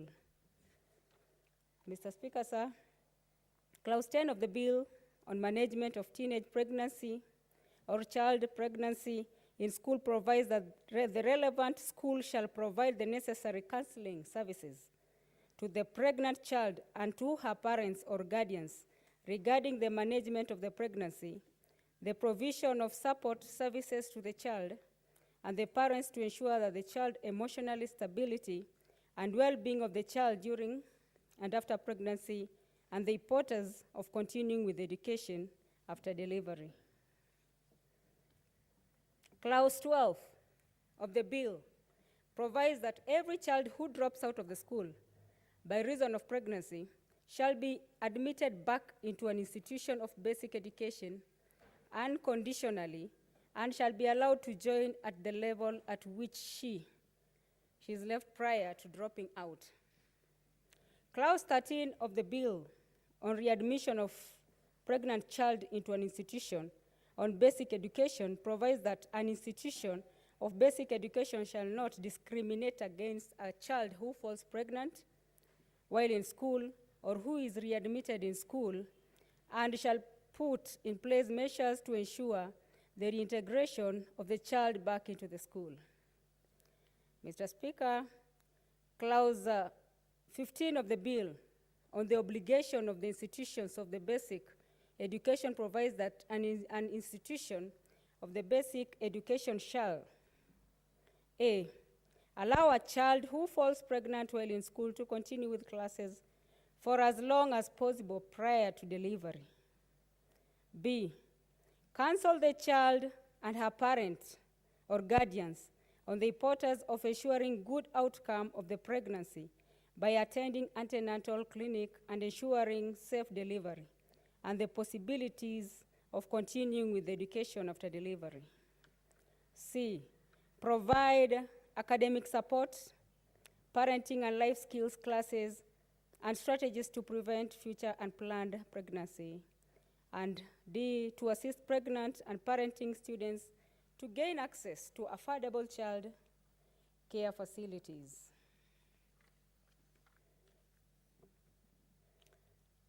Mr. Speaker, Part 5 of the bill provides a detailed framework of the establishment of child care within the counties. In particular, Clause 21 of the bill provides that each county government shall by a legislation set out the criteria for the registration of a care center within the respective county. Nowadays, we see, Mr. Speaker, the care centers are just opened the way people feel like.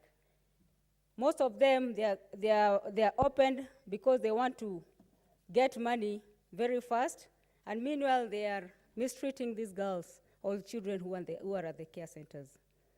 Information required to be submitted by an applicant for registration. They are not well registered. Process of determination of an application for registration of a care center. The conditions for the issuance of a license under this Act. The grounds and the process of rejecting an application or cancelling a license issued under this Act, or the process of issuance of a license to an applicant for the management of the care center. Process of application for the renewal of licenses, the registration and revocation of the license issued to an applicant under this Act. Mr. Speaker, sir, Part 5 of the bill further sets out the criteria for the care of child parent within a care center. The bill provides for the establishment of a system for sharing with parents information on matters that may affect the child cared for in the care center.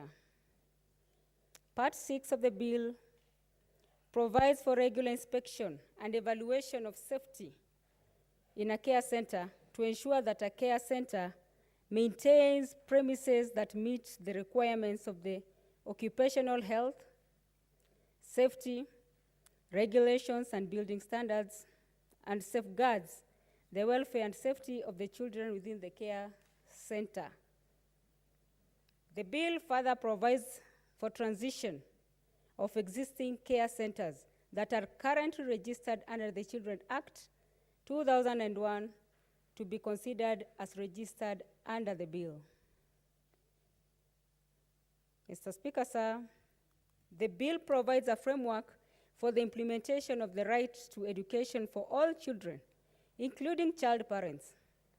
It imposes an obligation on the national county government to put mechanisms in place and establish programs to ensure that not only is this right realized in relation to child parents, but also ensure that the rising cases of child pregnancies and the dropping out of school by child parents is curbed. Clause 23, in addition, the bill imposes an obligation on the county governments to establish care centers for child parents and sets out standards that a county government or any other person who intends to establish a care center is required to meet. The bill empowers the county government to provide a county-specific framework for the registration, licensing, monitoring, and inspection of the care centers. The bill shall be amended to harmonize in the provisions of the Basic Education Act 2013, the Act 2001, and the National Guidelines for the Alternative Family Care of Children, as suggested by the various stakeholders who appeared before the Standing Committee on Labor and Social Welfare during public participation. Mr. Speaker, sir, according to the analysis of 2018, the following is an illustration from a selected number of counties to show a picture of teenage pregnancy or child pregnancy between 15 to 19 years of age in the country. Homa Bay County had 33.3%. Nyamira County had 27%. West Pokot had 29%. Tana River, 28%. Nairobi not being left out as a capital city, 18%. Murang'a had 6%. Kilifi County, 13,624 girls aged between 15 to 19 years. Additional 290 girls aged between 10 to 14 years. Kitui County had 110 girls who sat for KCSE exam while pregnant. Narok County, 60 girls dropped out of school while 31 failed. Girls failed to sit for the examinations. According to a report by the United Nations Population Fund, a total of 378,400 girls aged 10 to 19 years got pregnant between June 2016 and July 2017. 28,932 girls aged between age 10 to 14 years got pregnant, while 349,465 girls were 15 to 19 years. That is very alarming, Mr. Speaker. And Mr. Speaker, if we just go to the causes of this teenage pregnancy, these children, it's not their wish to become pregnant. Number one, maybe it's lack of proper sex education. If we go to the syllabus of the primary schools on the reproduction health, that syllabus or that topic should be widened enough for these children to understand the causes of early teenage pregnancy. And some other more causes of them is mobile phones and internet. Nowadays, every child is in internet, starting even with my child, who is 3 years old. Mr. Speaker, some of these girls, it is not their wish. Some of them are being raped, and they become pregnant. That doesn't mean that they cannot continue with their education. Nonetheless, Mr. Speaker, some of these causes come along with broken families. And those challenges will make that child become unstable to stay in that family and start going out, and after that, while they get pregnant, they have nowhere to run to. And the government has to do something about these children. And abuse of alcohol and drugs, it's affecting our children all over the country. And this child pregnancy affects all the counties in this country. And Mr. Speaker, if we go to the consequences of teenage pregnancy, they run into prostitution because they want something to feed their babies and for them to eat. Illiteracy due to school dropout. When they become pregnant, some institutions, some schools, some principals don't allow them to go back to the school. Now they drop out of the school. Mr. Speaker, poverty, due to lack of employment, due to lack of skills. And Mr. Speaker, this thing called suicide, we've seen children committing suicide.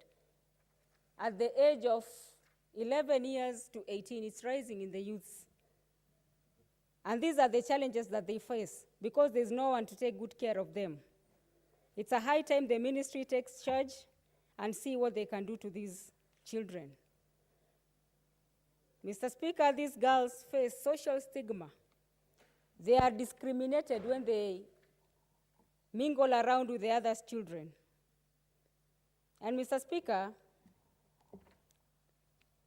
Kenya's population is largely young. Persons aged 19 years and below account for more than half of population, while those aged 15 years and below form 45% of the country's population.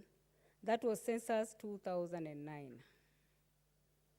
The consequences of pregnancy at such a young age in Kenya isn't good. The girls usually drop out of the school to have the child or take the risk of having unsafe abortion. Mr. Speaker, these children belong to us. It can be your daughter, your niece, or even our cousins and everyone. And they should not be neglected. We need to take good care of them. We need a legal framework. We need to put it into law so that these children can access their rights. And Mr. Speaker, with that, with those few remarks, I therefore beg to move that the Care and Protection of Child Parents Bill, Senate Bill number 11, now be read a second time, and I call upon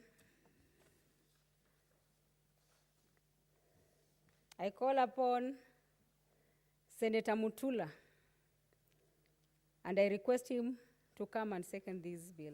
Thank you.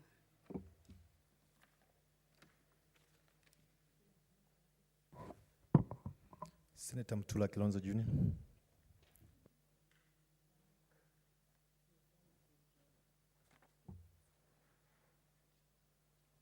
Thank you, Speaker.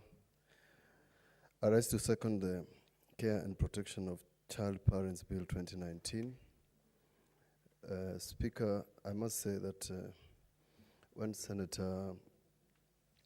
my deputy requested me to second this Kwamboka, I had very anxious moments about it because I have to somehow recognize that this voice of children who are parents exists. By coincidence, last Monday, on a very private matter, I was in Makindu Law Courts, and a lady approached me, and she had a child on her back, and standing next to her was a girl, possibly in primary, I think in primary, in school uniform. They wanted my legal assistance. And therefore, this lady proceeded to introduce her daughter in primary and her child, who was on her back, and that is the mother. And they wanted legal representation where this young girl in primary school had been defiled by a person who was coming for his ruling or judgment in the Makindu Law Courts. This was last Monday. The reality of this vice, Mr. Speaker, has dawned on us.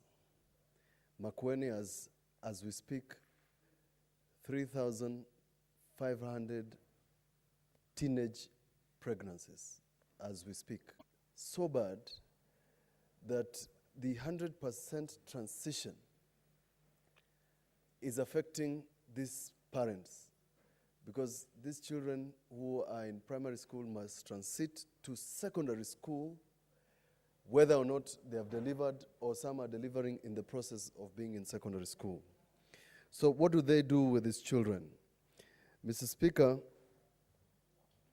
those who are bold deliver. When they do deliver, they leave their children with their mothers, with their grandmothers, and those who cannot cope, Mr. Speaker, dispose these children. 3 weeks ago, we had a case of a father in Makueni who has defiled his daughters.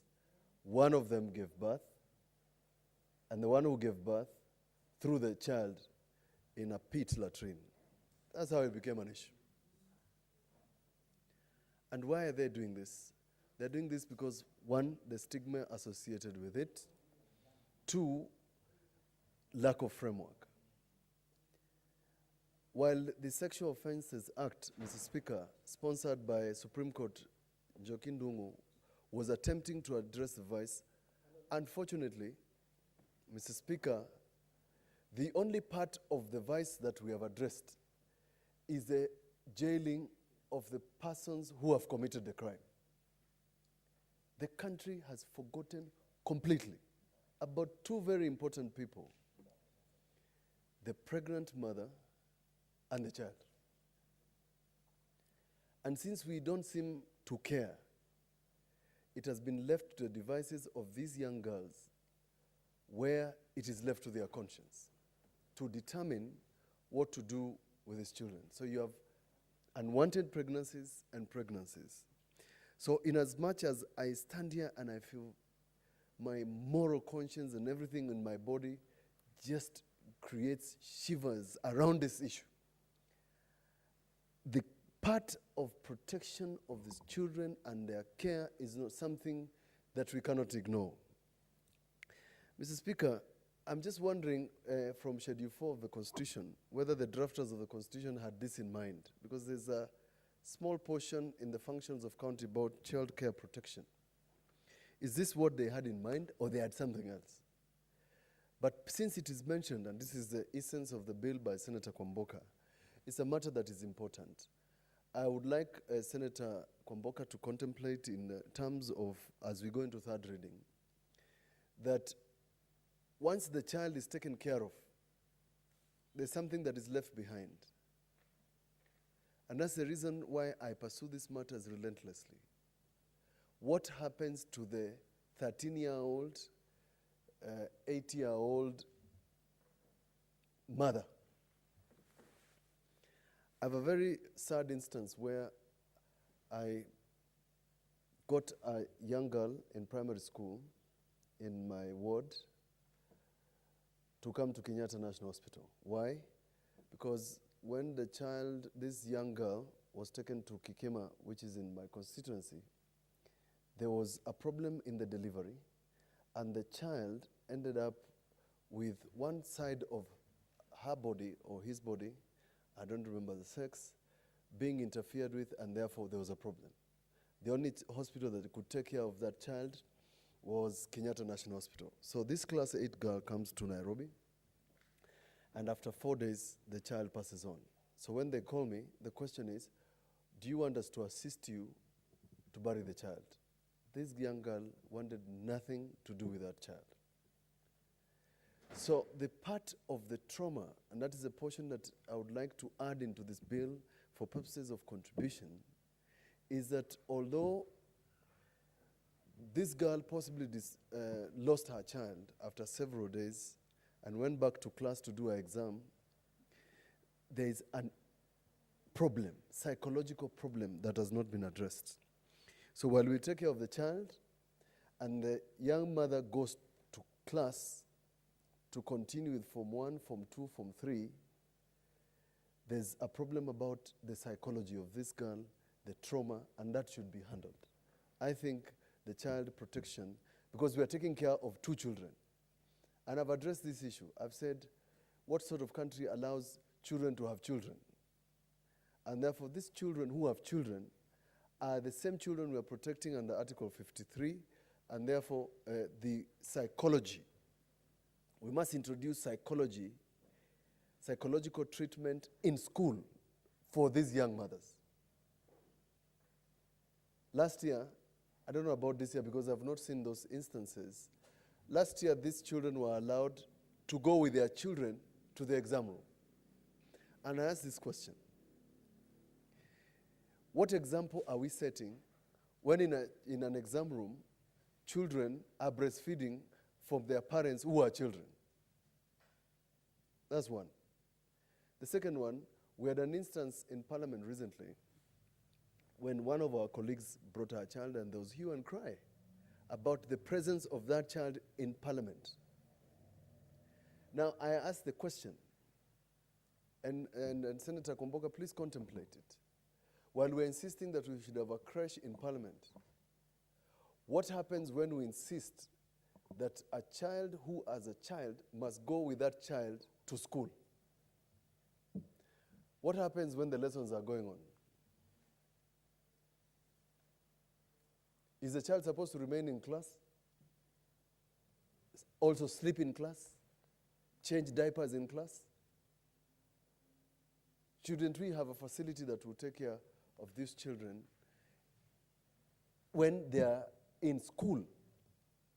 Because whilst we insist that we want to separate them, because the concept of your bill, the concept of this bill, Mr. Speaker, is accepting the principle that you are going to separate the teenage mother with her child. That's what the bill seeks to do. And therefore, the child is separated from the mother. Now, I want to introduce the concept to Senator Kwamboka that we have found in our prisons, which has bothered me for so long. A prisoner, and we saw this in Kitui, a prisoner is allowed to have their child until the child is 4 years. So after 4 years, the child is separated from the mother. What happens to that child? Who is supposed to take care of that child? Could you please introduce into this concept those children from prison facilities? We found so many in Kitui.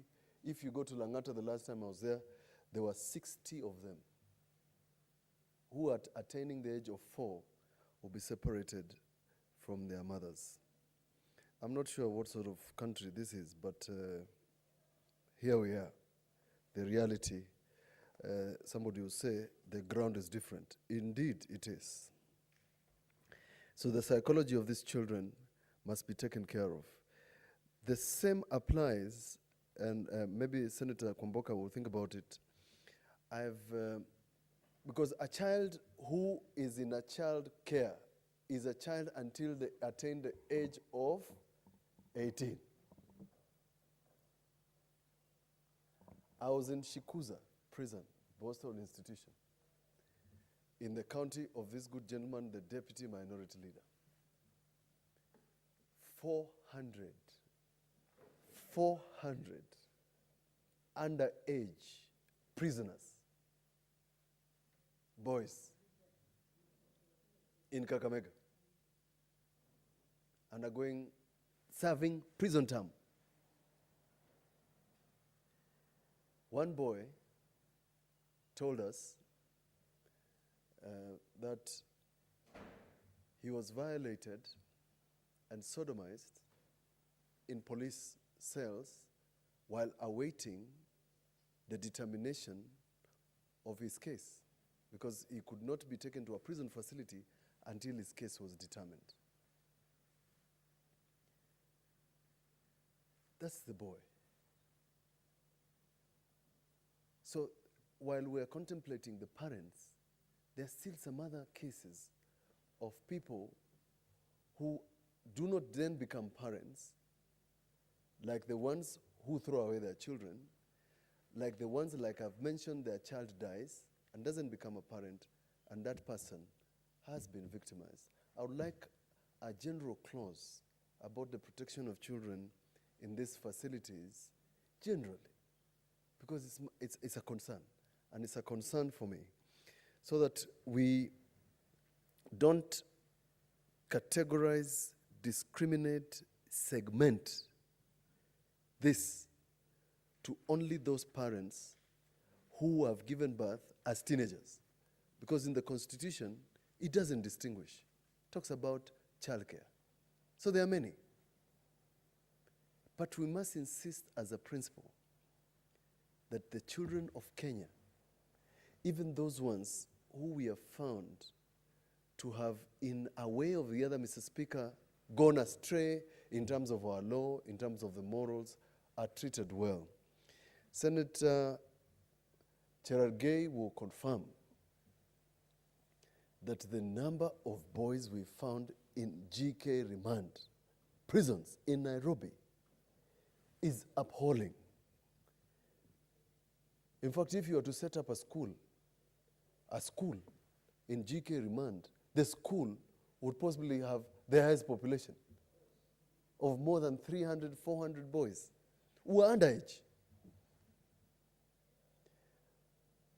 So my contribution to this bill, and as I support the psychology of the students, the psychology of these mothers, is something that we must address. I've said this on the floor of this house, that I know a 40-year-old lady who was defiled in her youth, and because she was not taken care of in terms of her psychology, she can't sit in a room with men alone. No.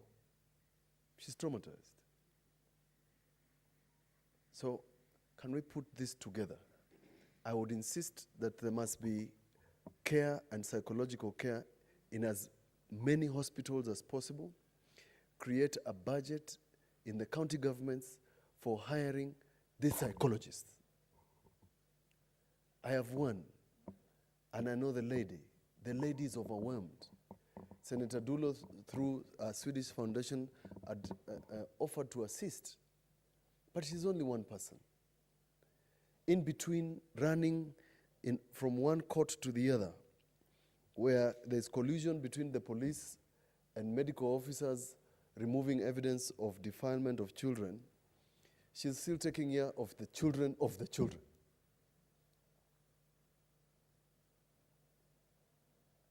So,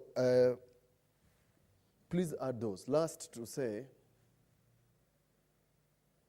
we must find a way in your bill, as we take care of parents of children, how their issues, psychological, legal, can be handled expeditiously.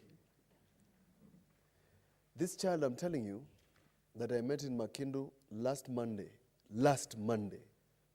is a product, Mr. Speaker, of a defilement. That child was possibly 3 years old. And this student has been attending court for 3 years with a product of an illegal act. There must be a way, Mr. Speaker, of expediting these processes. I was so embarrassed that that girl was in uniform. And the court doesn't seem to realize that the child and the protection of these children and the manner of handling these children must be done in such a way, Mr. Speaker, that the dignity of these children is protected. So I hail you, Senator Kwamboka.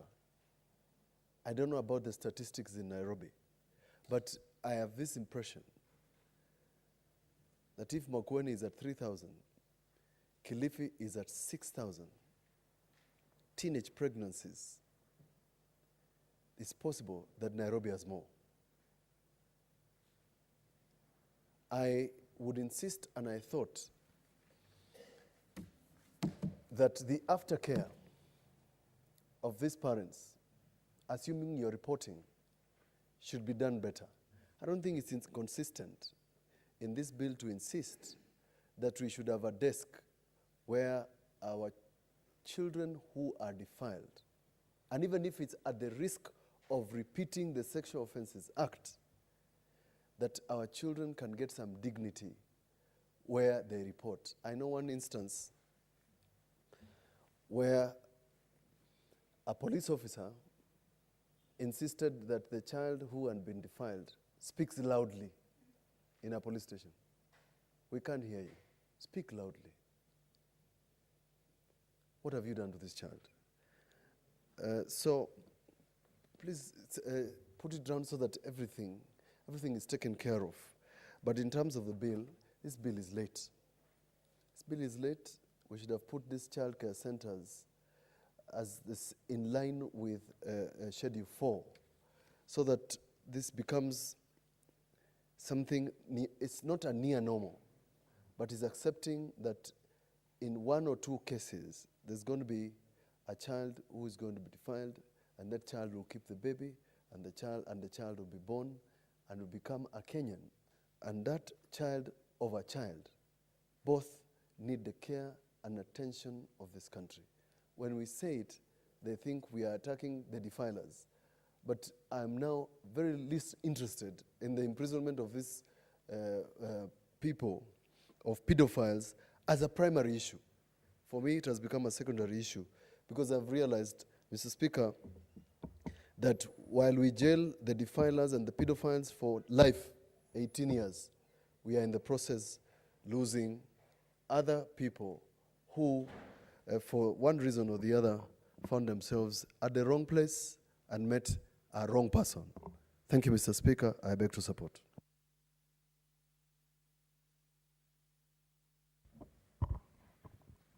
Senator Gertrude Msuruve.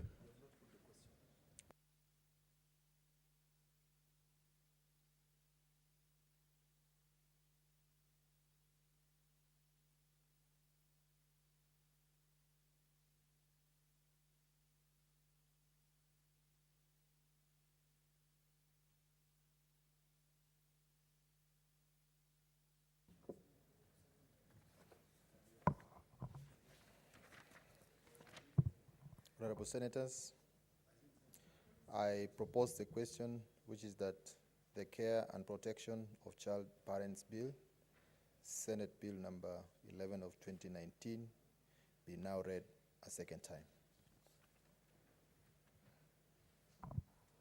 Senator Gertrude Msuruve.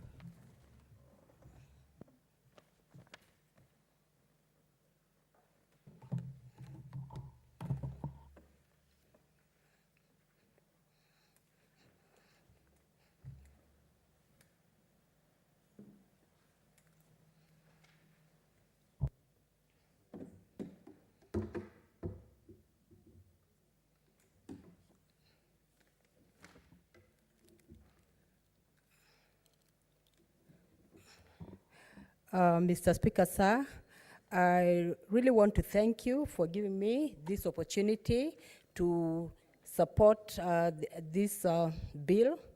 And I want to say, Mr. Speaker, that this bill is actually critical. It is coming at the right time. It is coming at a time when parents are concerned about the girl child. Parents are concerned that their girl child is not really completing school. And I want to say, Mr. Speaker, I just come here passionately as a mother of daughters, and I support this bill. And I want to say, Mr. Speaker, I'm happy about this bill because of the pertinent issues that are addressed. Mr. Speaker, this bill is addressing issues of expectant girl. It is addressing issue of right to education. It is also addressing the issue of care of a child. Mr. Speaker, these are 3 critical issues. And I want to say, Mr. Speaker, the issues are critical because the 3 main issues are critical because, Mr. Speaker, when a girl is expectant, I want to say the girl goes through a lot of stigma. The girl goes through a lot of pain. The girl goes through a lot of ridicule. The girl goes through a lot of being misunderstood by the society, by the family, and has significant others, Mr. Speaker. And as I stand here, Mr. Speaker, I wear the shoe of that girl and what the girl is going through, Mr. Speaker. There's need, Mr. Speaker, to really come up with policies that will ensure that we help our girl child, because, Mr. Speaker, when the girl child is helped, when the girl child goes through an education, when a girl child is successful in the society, Mr. Speaker, it is a plus. It is a bonus to the family. It is a bonus to the society. It is a bonus to the nation, and it is a bonus to the entire world. Mr. Speaker, I want to say that this bill comes in handily to ensure that we relieve the girl child of the distress that she comes through. And it is a win-win situation, a win bill for the girl child, Mr. Speaker. And I want to say, Mr. Speaker, on the floor of this House, that when children are born in a family, you'll find a girl is born in a family, a boy is born in a family. But Mr. Speaker, you find that it is possible for the boy child to self-actualize and become what he really wants to be, because there are no hindrances at all. But Mr. Speaker, on the side of the girl child, there's so many blocks that come, some hurdles, so many hurdles that hinder the development of the girl child. So Mr. Speaker, at the end of the day, the girl child ends up lagging behind, not because the girl child is not bright, but because of some of these circumstances like early pregnancy. Mr. Speaker, I want to say that when you look at the Constitution, everyone has a right to an education. The girl child has a right to an education. And I want to say, Mr. Speaker, that when we educate a girl child and the girl child is able to actualize in education, then it is possible for the entire nation, for the entire society, for the entire world to actually break the cyclic nature of poverty, Mr. Speaker. Because, Mr. Speaker, through a lot of research, of the world's poorest are children and women, Mr. Speaker. So it is possible for us to arrest a situation where the girl child eventually is lumped in the category of the poor. So if the girl child is accorded an education at the right time and is able to self-actualize, Mr. Speaker, it is also a plus economically for us as a nation, Mr. Speaker. And so this bill is a bonus. This bill will do good for this nation in ensuring that we are making the girl child productive. We are making the girl child, we are also reducing early child marriage, Mr. Speaker, because if a girl child is educated, then eventually, Mr. Speaker, she will not get into early marriages. And Mr. Speaker, even a girl child, when she's given another chance in a situation where she was pregnant, if she's given another chance to, pick up in school, eventually the mind brightens, she realizes her mistakes, and she becomes a plus to this nation, Mr. Speaker. And when we increase literacy, when we educate a girl child, we increase literacy in the family. Mr. Speaker, and I want to say very clearly on the floor of this House, in a situation where, mothers have gone to school, completed school, and are well educated, you'll find, Mr. Speaker, that even the literacy level of the families go high, Mr. Speaker. So I want to say that this bill comes in handily to really ensure that we are doing it right as a nation. Now, Mr. Speaker, I now want to look at the issue of care of the girl of the child, Mr. Speaker. Now, when you look at the Constitution, Mr. Speaker, Article 26, everyone has a right to life. And Mr. Speaker, sometimes girls go through moments that are, the dark side, where nobody knows what they're going through. They're the only ones who are going through such pains. And sometimes some girls find themselves in a situation where they decide they're expectant. Nobody knows what they're going through. The man is not even there. The boy is not even there. So out of distress, they even end up aborting, Mr. Speaker. And this contravenes Article 26 of our Constitution. Everyone has a right to life. And Mr. Speaker, even though everyone has a right to life, we have to really wear the shoe of that girl child who is very innocent, who has gotten into problems that she did not know, who has been misadvised, and eventually is pregnant. And maybe the friends tell the child, try this. If you try this, then you'll be relieved of that pregnancy. So, Mr. Speaker, this bill comes into to avert such situations so that the girl child is given a hearing even in school, the girl child is not intimidated, the girl child is not discriminated, the girl child is given another chance to make it in life, the girl child is given a chance to self-actualize in education, Mr. Speaker. And I want to say, Mr. Speaker, yes, as a nation it is possible for us to ensure that the girl child, does not go through terrible moments of being alone and eventually even deciding that she's going to abort. There's need for us to create a mechanism of ensuring that we are reassuring the girl child so that the girl child feels, yes, I fell pregnant, but I can still make it. Mr. Speaker, I want to say on the floor of this House, when I did my Form 6, Mr. Speaker, I fell pregnant. And I was very bright. I thought the world had come to an end. But Mr. Speaker, there's an auntie of mine who wrote a letter to me and told me, Gertrude, I have confidence in you. You can make it.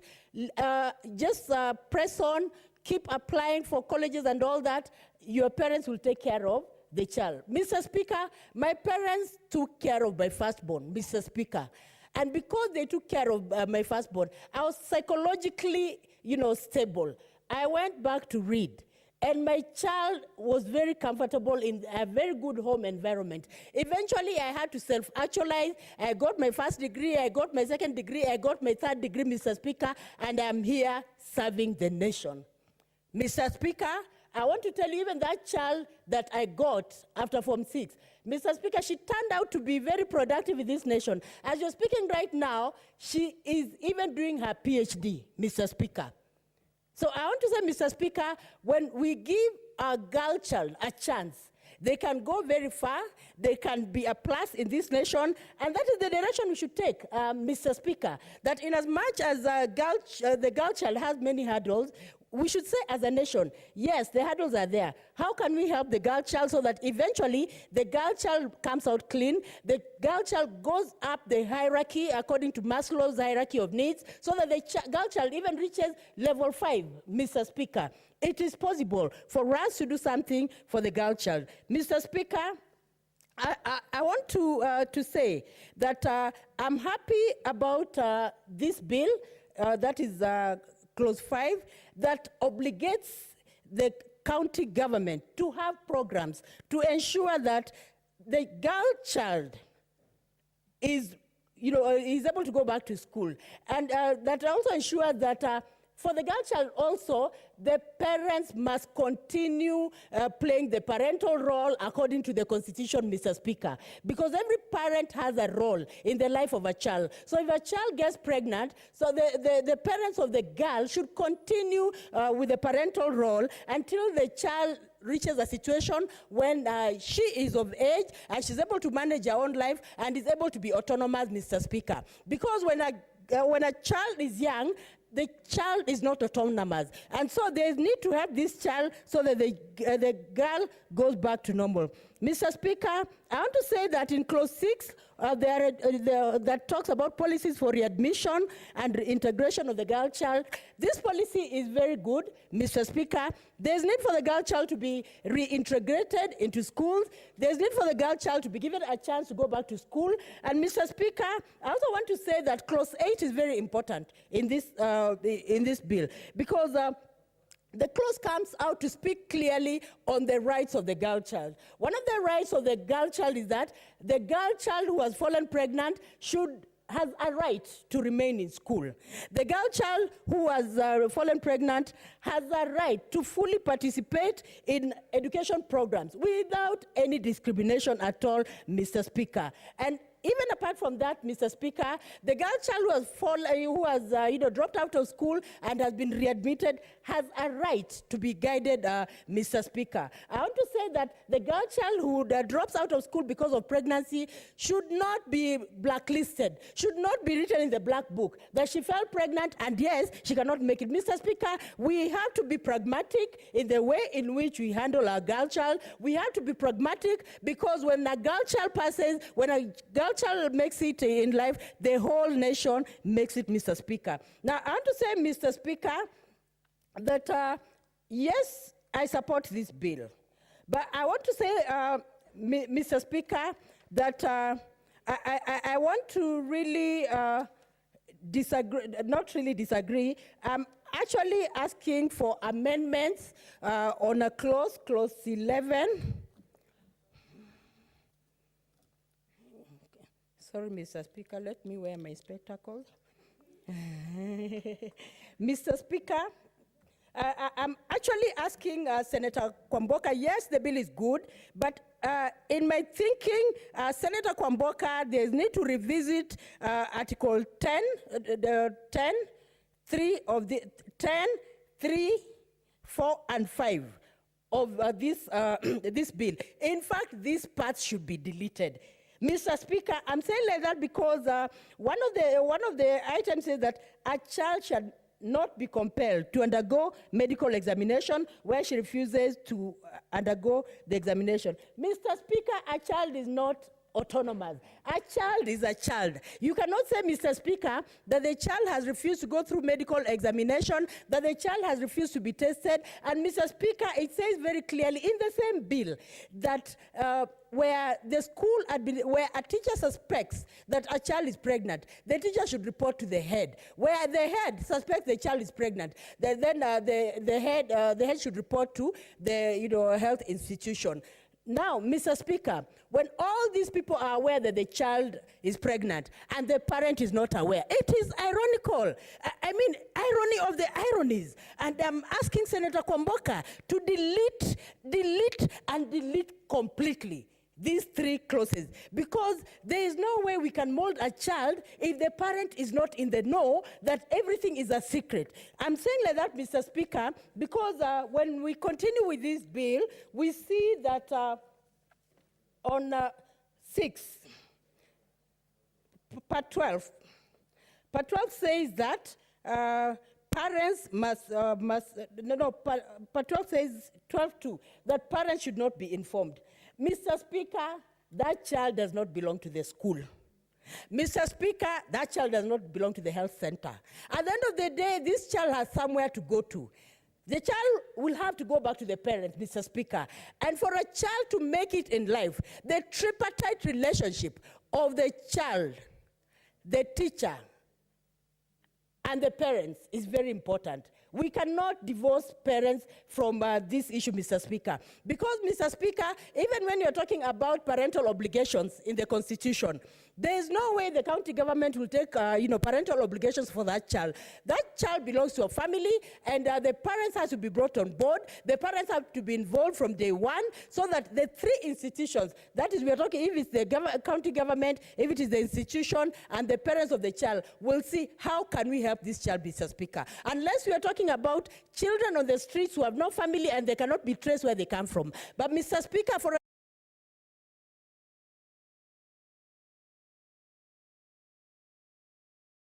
because, Mr. Speaker, by the time this girl falls pregnant, sometimes it could be a mistake, Mr. Speaker, that maybe someone just cheated the girl. Let us test the waters. Let us eat the cake. In the moment of eating the cake, the child falls pregnant. So, Mr. Speaker, there is need to rethink to ensure that this girl is, guided. Because, Mr. Speaker, when children are guided and they get the right path, we are able to get the best out of them, Mr. Speaker. So I want to say, Mr. Speaker, we have to look for mechanisms of ensuring that we are not losing out our children, Mr. Speaker. Now, Mr. Speaker, I also want to talk about care centers. It is important, yes, for care centers to be there. It is important for care centers to be there for the purpose of ensuring that the unborn child is actually taken care of. But, Mr. Speaker, even as you're talking about health centers, we have to ensure that you're not getting the child who has fallen pregnant out of her family and out of her significant others, Mr. Speaker. Care centers should be carefully constituted so that in the event of constituting, we do not have a situation where now people are coming up with, care centers. It has become a business boom where people are just, waiting for girls to get pregnant. They take them to the centers and then they look for money. Mr. Speaker, I was in South Africa just recently. When I was in South Africa, there's something I saw there about children, girls falling pregnant. Someone told me that in this country, in South Africa, what happens when a girl is in school and gets pregnant, she's given 300 rands. Mr. Speaker, so many girls are trying their best to get pregnant, to get the 300 rands every month. And then after that, after getting the 300 rands, they don't know what to do, because they cannot maintain themselves, they cannot maintain their families, and so on. And so, Mr. Speaker, it is a problem. So we have to really think carefully before we really come up with the centers to ensure that the centers are not going to become also a burden to this society, Mr. Speaker. We have to ensure that we're also bringing children back to their significant families so that they do not become social misfits later on, in the society, Mr. Speaker. So I want to say, Mr. Speaker, that I support this bill, but with the amendments that I've said, because we cannot divorce a family. We cannot divorce parents from their own children. Parents have to know everything about their children. Thank you, Mr. Speaker. I support. Senator Cherargei Samson Kiprotich.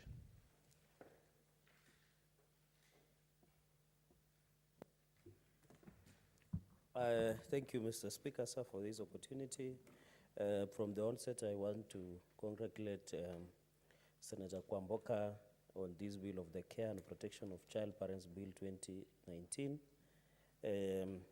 When you look under Article 53 of the Constitution, Mr. Speaker, sir, it tries to espouse on the rights of the child to a name and nationality from birth, to free and compulsory basic education, to basic nutrition, shelter and health care, to be protected.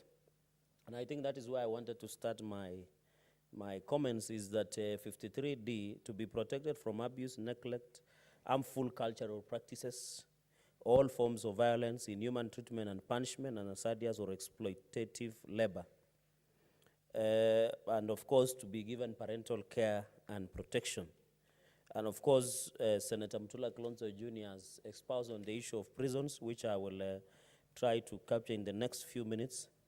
Mr. Speaker, when you look under Article 53, one of the causes of early childhood or teenage pregnancies is because of cultural practices.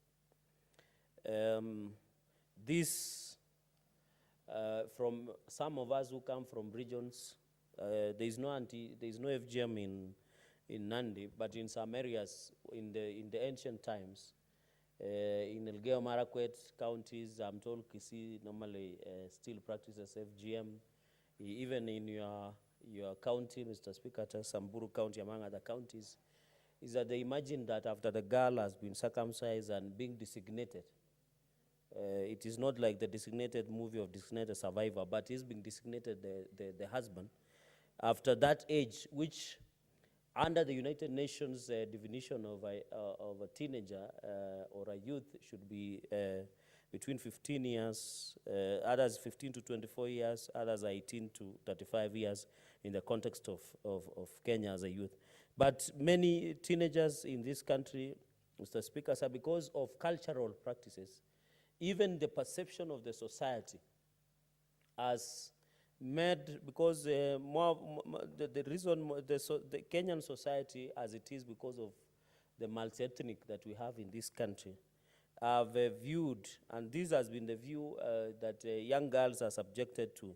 And nowadays, Mr. Speaker, sir, most of the culprits have been the border riders.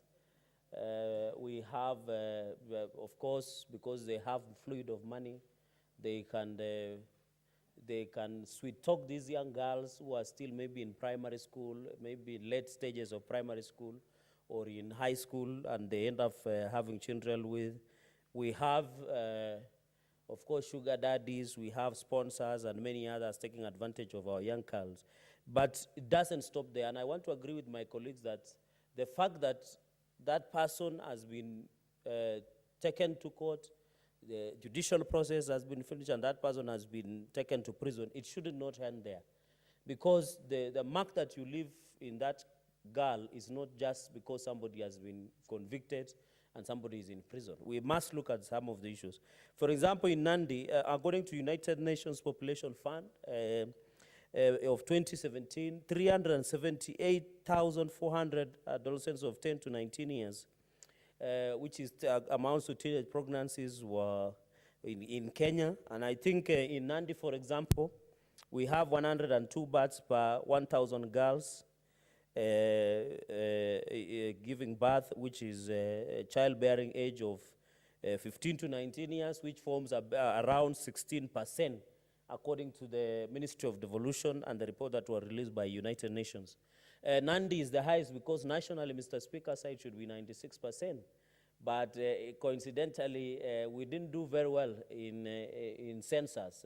The other day were census, yet we are told we are very fertile. But the issue I wanted to put across is that this issue of early teenage pregnancies is rampant in the country. We have to agree with that.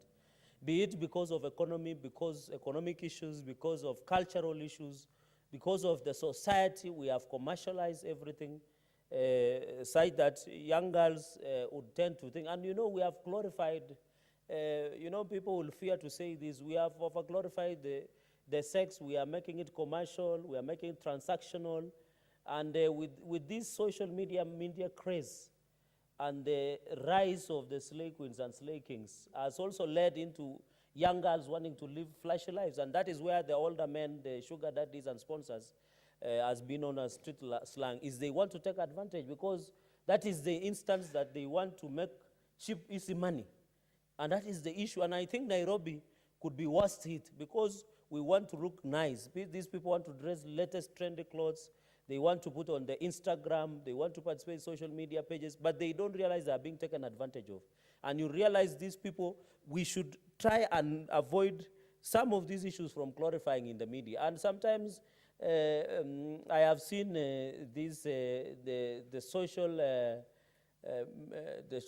policing by the name Ezekiel Mutua. I think he's in charge of, he has been complaining about the watershed period in media. And this is when we need media to assist us.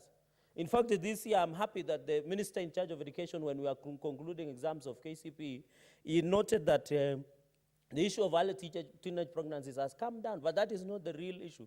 We want to see how can we assist young mothers. For some of us who grew up at a home where some of our siblings were early mothers, we know the pain that these children, and they never recover, by the way, Mr. Speaker, because of the community stigma.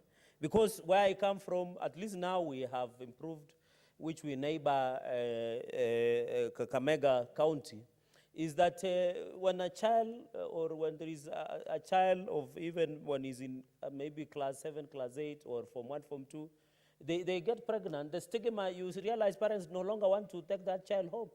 They say for her to learn the lesson the hard way is to stay at home, not going back to school. But I'm happy this establishment of care centers and re-entry or readmission to school should be taken with seriousness it deserves. Because where I come from, many people, the girl was very bright because unfortunately they get pregnant, they give birth. The parents insist that they should marry off because of the stigma. And that is the sad reality that we have in our communities and where we come from. And I hope with this law it will be able to assist that and urge parents that unfortunately if your girl gets pregnant and they give birth, they still have a right to go back to school. There is a way the parents can support.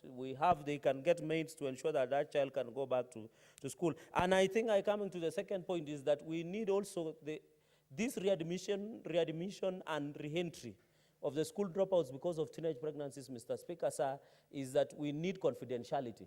And I think you should, when it comes to amendment, we'll try and look at with Senator Kwamboka on how to make it punishable if confidentiality, because you can imagine this is a school where maybe it's a girls' school, a high school. They are young mothers. If the school or the teachers or even the school management exposes that child A or B as a child, you can imagine the trauma or the effect it will have to that young girl. So we should tighten on the issue of confidentiality and ensure that any child who is readmitted and the custodian of that information and protection of confidentiality should be the teachers, should be the school management or the school board that are in charge of those two issues. Number three, Mr. Speaker, sir, is on the issue of reproductive health. I think there is a proposal of the law. The question has been, I was reading an article on Sunday, the Standard newspaper, and they were saying now the children are on 2 months holiday. And some of you are parents already that have teenage girls and teenage boys, you know what the problem is. And they're saying the parents in this country have given up. They have decided to put their young girls on lifelong, or is it long, issues of preventing early pregnancies. They have just said because now I can no longer, they have decided to put them on contraceptives, that's the word I'm looking for. So those are some of the, it shows that the country, in terms of reproductive health, we should have a conversation. I think this is the right time we should discuss about reproductive health. The issue of even abortion, we should also be discussing, because sometimes I have heard, the Constitution is very clear, yes, but sometimes somebody is raped and at the end of the day they get pregnant. What do you do? How do we assist? There are many people who have been subjected to emotional trauma. So it is a high time, and I hope Senator Kwamboka will take the lead on the conversation on how to come up with a legal regime on issues of reproductive health in this country. And most people who are normally affected are women. And most of these women affected are not even the elite or the learned women. Most of them are in the villages. They are suffering. We need to have this conversation on the issues of contraceptives. I know sometimes the decisions being made on use of contraceptives sometimes is allowed to men only. This is the conversation that we must have as a country. And you can see women can do anything they want, because according to census, they are more than us by almost 1 million plus. So they need to take this conversation so that we can have a honest conversation on having a legal and practical framework on issues of reproductive health, Mr. Speaker. Mr. Speaker, number 5, the issue of care center. I have looked at the management, but I wish those people, you saw there was an expose by one of the media houses of children that are being mistreated, and the Labor Committee and Social Welfare, which I'm a member, we are looking at those issues, that why the children were being mistreated.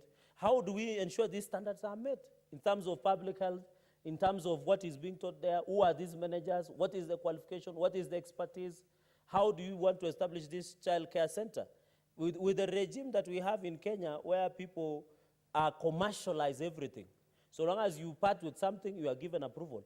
What are the licensing regime? And I think we'll discuss at the amendment stage on how to ensure stringent measures on licensing regime, so that we don't give Tom, Dick, and Harry the license. Since you want to establish a child care center, you can just be, or anybody to manage. We should even, as a country, when you go to developed countries, Mr. Speaker, we have a register of people who have been accused for being pedophiles, or people who have an history of abusing and misusing children.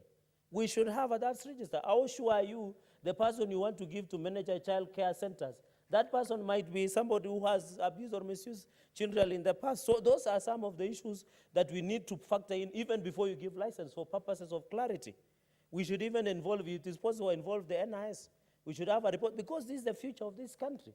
You can't just say, you feel the way, by the way, when you are running for offices, and I've seen, I was seeing the governor of Nairobi yesterday, Mr. Speaker, talking about, you are being told, have you been convicted? It's not just a form that is being filled and being taken to EACC. We should have a stringent measures on how we do licensing, on how we do regulation, on how we do management of child care centers, so that we are taking these children to child care center. In fact, we are exposing them to abuse and misuse. And I think the Western countries, and I hope you will do comparative analysis on how some of these child care centers are being protected, Mr. Speaker. Senator Kwamboka. Mr. Speaker, sir, on my point of number 8, I've looked at the enforcement on the punishment of this issue. Of course, I would want to underscore the issue of hiring of experts, psychology experts, and to counseling, because I agree, when I was, of course, when I was in high school, we used to have a female teacher. I would not mention names here for purposes of confidentiality. That teacher had been subjected to rape when she was very young, and she couldn't, when she was teaching, she was staying near the door because it was a boys' school. So you can imagine, Mr. Speaker, sir, the trauma, the heartache, the mark they live in the life of our women. And therefore, these are the matters that should be taken lightly. Mr. Speaker, on the issue of empowerment, we are busy nowadays empowering the girl child and forgetting the boy child.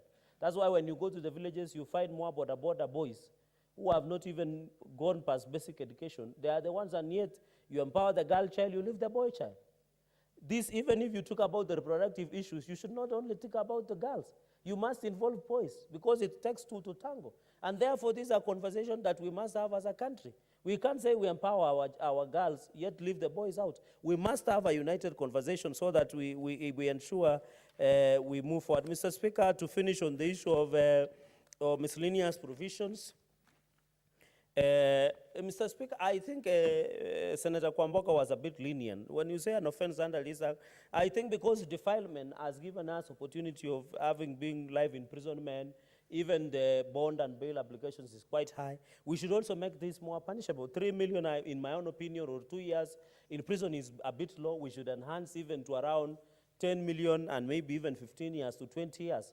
So that anybody who messes up, for example, Mr. Speaker, if I'm given to manage a child care center, and in the process, I allow misuse of those girls, or even ensure or do not perform as expected by the law, it should be punishable, it should be made punitive, so that the people who have been given custodians of the future of a country, like our girls, or teenage, the mothers, the young mothers, it should be taken seriously that it deserves. So it means the punishment should be a harsh and punitive, that you cannot give somebody get away of only 3 million. They can pay and walk away. These are some of the organizations, you saw some of the organizations that have been registered by the Ministry of Social Welfare and Labor, because these are people who can get away with anything. You are dealing with, you are fighting against what we call child trafficking, human trafficking. It is not small fish. These are people who have money. These are people who have connections. These are people who have power. How do we make them to pay and become punitive in terms of this, Mr. Speaker, sir? And I have seen my neighbor, and I know also Kakamega has similar problem, Senator Cleophas Malala. We need to support this bill. Senator Cleophas Malala, I was expecting him to be on the ground planning for tomorrow, but as the minority leader, I know the bedroom is on fire. But I hope as we welcome many people to come to the bedroom, you should, when you are in a bedroom, try to work alone. It's not a place where you call everybody. I want to thank you, Mr. Speaker, and call upon to support and wish well. We'll bring amendments as a Legal Affairs Committee to ensure we come up with one of the best bills. I thank you, Mr. Speaker, sir. Senator Masitsam Naomi Shionga. Thank you, Mr. Speaker. I stand to support this bill that has been brought by my colleague, Senator Kwamboka, on the care and protection of the child, Parent Bill 2019. Mr. Speaker, this bill is, I've gone through it, and it's a very comprehensive bill, and I hope the additions or the phrases that we shall give out for amendment, then I hope my colleague will take in.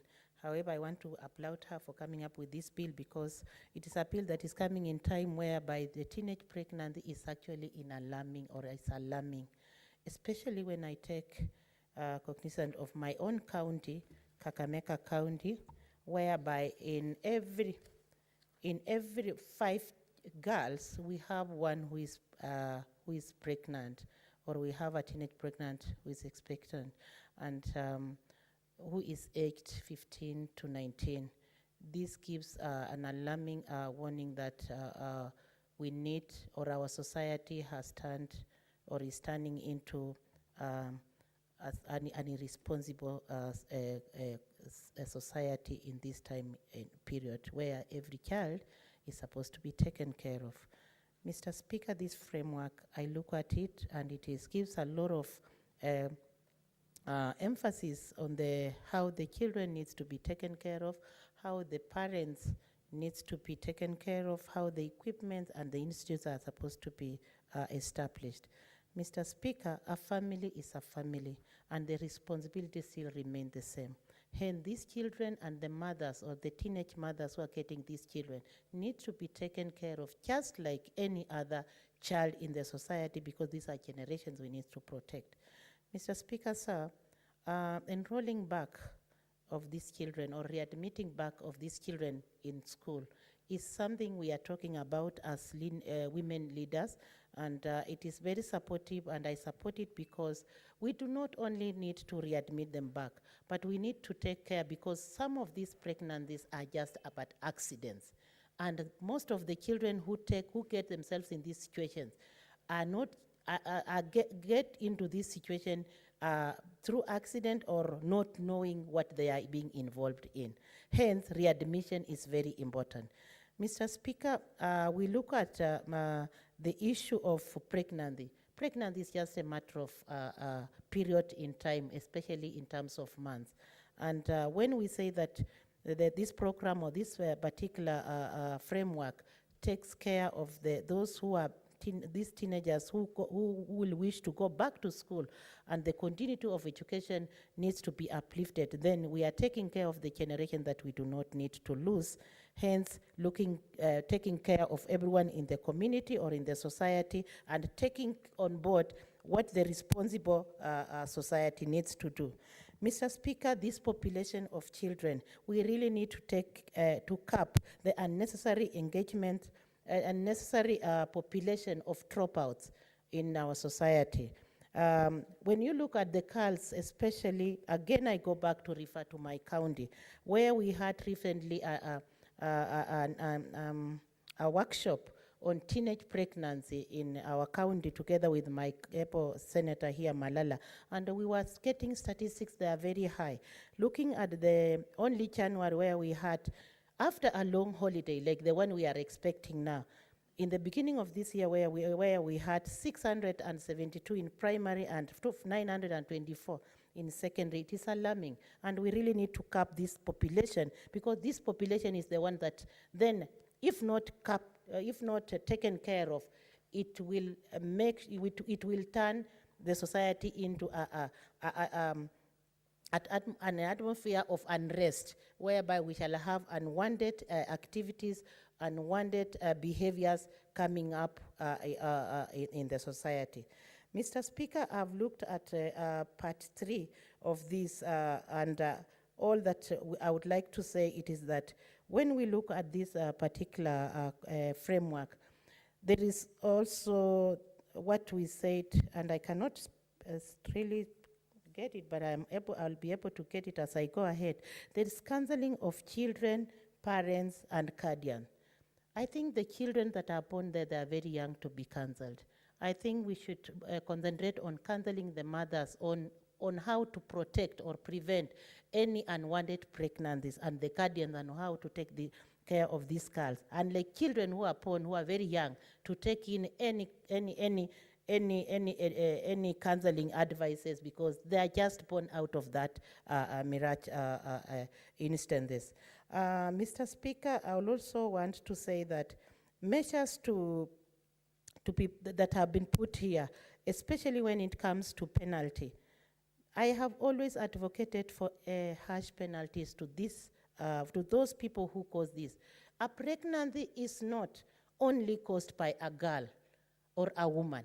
It is I can say it is done. It is an act that comes in an act that is done after two people meeting, and the two needs also to be guided or counseled, so that they can stop this behavior. And again, the child in this particular atmosphere, we really want this girl child not only to be protected, but also the boy child to be protected in these instances, because the boy child, if he's left out of this, then he will continue messing up more girls, hence unwanted pregnancies and behavior continues. Also, I looked at another clause whereby the management of these institutes. These institutes, we are saying that most of these institutes will be coming up or will be built into county governments. And we are giving more mandate to county government, because this is where these girls are, these teenage pregnancies are happening. Well, as I support that, the stakeholders need to be cautioned, because some, and I like the issue of the penalty. However, I would like it to be a little bit more higher, because those who come, who will be taking care of these children or these girls or these particular institutes, the custody of these children or these girls, if if any is got misbehaving, then needs to be punished. The penalty should be very high, and like what my colleague has mentioned here, it should be high, just to serve as an example, because most of them go as far as even doing child trafficking, which we are refuting in our country nowadays. We see most of our children or most of our girls, they are being mishandled. Teenage girls are being mishandled just because they really do not have otherwise. And you get people misusing them, people making business out of them. When I look at the punishment, it needs to be high. In case one gets involved in such an act, then needs to be drawn to attention and of getting a high penalty as by the law, because when this bill is passed, then I hope it will be a lesson to those who will want to mismanage or turn this institute into business-oriented institute. Otherwise, I want to support my colleague for coming up with this bill, and I want to applaud her so much, and I hope the amendment that will be put on the floor she'll take in, because we really want to adopt this, and so that we can regulate and support our children. Thank you, Mr. Speaker, sir. Senator Cleophas Malala.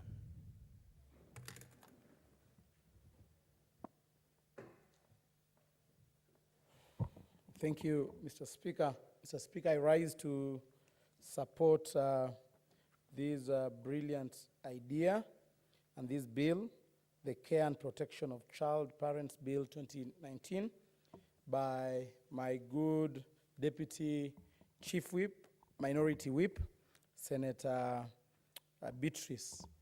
Mr. Speaker, I support this bill, and I think it has come in timely. 2 weeks ago, Mr. Speaker, I came across statistics that affect my county, Kakamega, and I was very shocked. I realized that in the last year, Kakamega County had 20,000 teenage pregnancies. That translates to around 56 girls getting pregnant every day. Mr. Speaker, as a leader in Kakamega County, I was prompted to quickly look into ways in which we can partner with non-governmental organizations to ensure that we have a dialogue around teenage pregnancy. Through my office, Mr. Speaker, I was able to engage with AMREF Health Africa, who funded a 2-day convention in Kakamega Golf Hotel just to talk about teenage pregnancy. We invited all stakeholders, county commissioner, police department, the county government, the students, the boda riders, and everybody who plays a role when it comes to teenage pregnancy. Mr. Speaker, that dialogue was an interesting dialogue. We dissected issues ranging to the causality and also the consequences of teenage pregnancy. We wanted to hear from the horse's mouth. We had presentations from school-going girls and boys, and we were shocked. Some of these girls even confided in us that sometimes they are not they're not being defiled to get pregnant. Sometimes it's them who want to get pregnant. And they even raised issues. We were in a meeting with Senator Naomi Shionga and the 20 school-going girls. And they raised issues that are deeper than what we see on paper.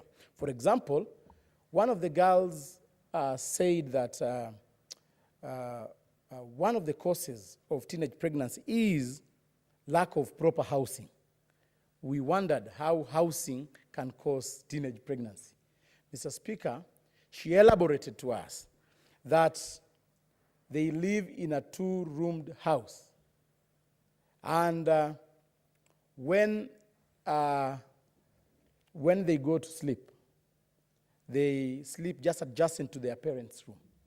And it is hard for them to restrain themselves from the activities happening and the noise happening from the neighboring room, Mr. Speaker. And therefore, it prompted them to have the urge of going to look for, say, a boyfriend. And that is one of the causes, Mr. Speaker, that cause teenage pregnancy. They even alluded to us that poverty is very key when it comes to the causes of teenage pregnancy. And they even say that sometimes they go to indulge in sexual activities just to get money to buy sanitary towels. It is very sad. And I think this is the obligation of the national government and together with the county governments to ensure that our girls are provided with sanitary towels in good time, Mr. Speaker. Mr. Speaker, I've seen most of the women representatives trying to mitigate that problem and provide sanitary towels, but not in a sustainable way. How I wish it becomes a policy that all girls in this Republic of Kenya should have the right to access sanitary towels as to when they want, Mr. Speaker. Mr. Speaker, we interrogated the people who are close to these girls in school. Those are the guiding and counseling teachers. And they confessed to us that the guiding and counseling department in most of the schools are not well funded.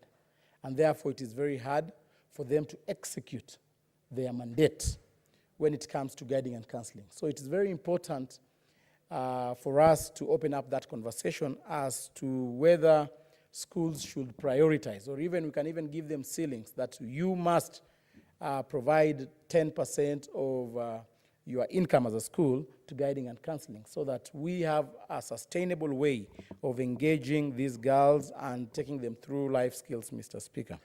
Mr. Speaker, we realized that these students and the existing and the emerging laws in this country are really cushioning these students and giving them a lot of rights. It is very hard for a teacher to discipline a student. Nowadays, in fact, it's a criminal offense for a teacher to discipline a student.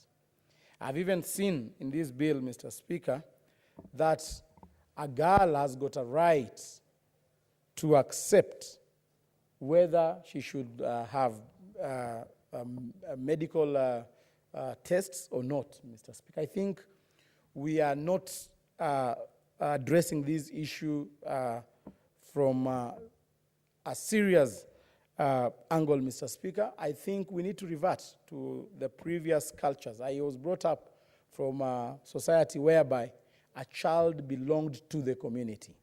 And when a child commits an offense in public, then any person who is above 18 has got a right to discipline that child. But nowadays, Mr. Speaker, our society has been corrupted in the sense that you can see a child committing a mistake and you do not have a right to correct that child instantly just because that child does not belong to your family, Mr. Speaker. So, and therefore, it's very important for us to start relooking at these emerging laws that protect the right of a child, Mr. Speaker. Mr. Speaker, this bill is very good, but we need to look into ways in which it does not eventually come out as a bill to encourage teenage pregnancy. Because as it stands right now, we're giving a lot of rights to that child, and we're glorifying that child who gets pregnant. We're giving a lot of comfort. Mr. Speaker, in the recent generations, Mr. Speaker, a child who gets pregnant, in fact, was considered an outcast. We had stringent measures to ensure that children do not indulge in such activity, Mr. Speaker. In fact, in our tradition, Mr. Speaker, when a child got pregnant,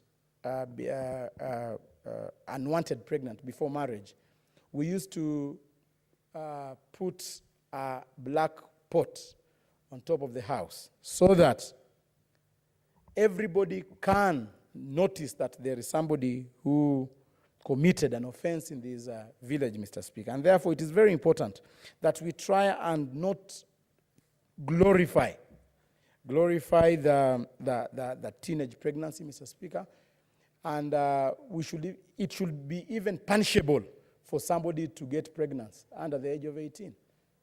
Mr. Speaker, we have a lacuna in law. We've only envisaged a situation whereby a person over 18 years impregnating a teenager, but we've not envisaged a situation whereby a teenager impregnates a teenager. What happens in such a situation? Do you jail the boy? Do you punish the boy? Yet he's a teenager. Or do you punish the girl? Or do you punish both of them? So we really need to look into the way this law is applied, and the law should be applied not to protect the offenders. The law should be applied to discourage teenage pregnancy. In fact, it was my suggestion that any person who gets pregnant below the age of 18 should be jailed for a term not exceeding 3 years, so that we discourage teenage pregnancy.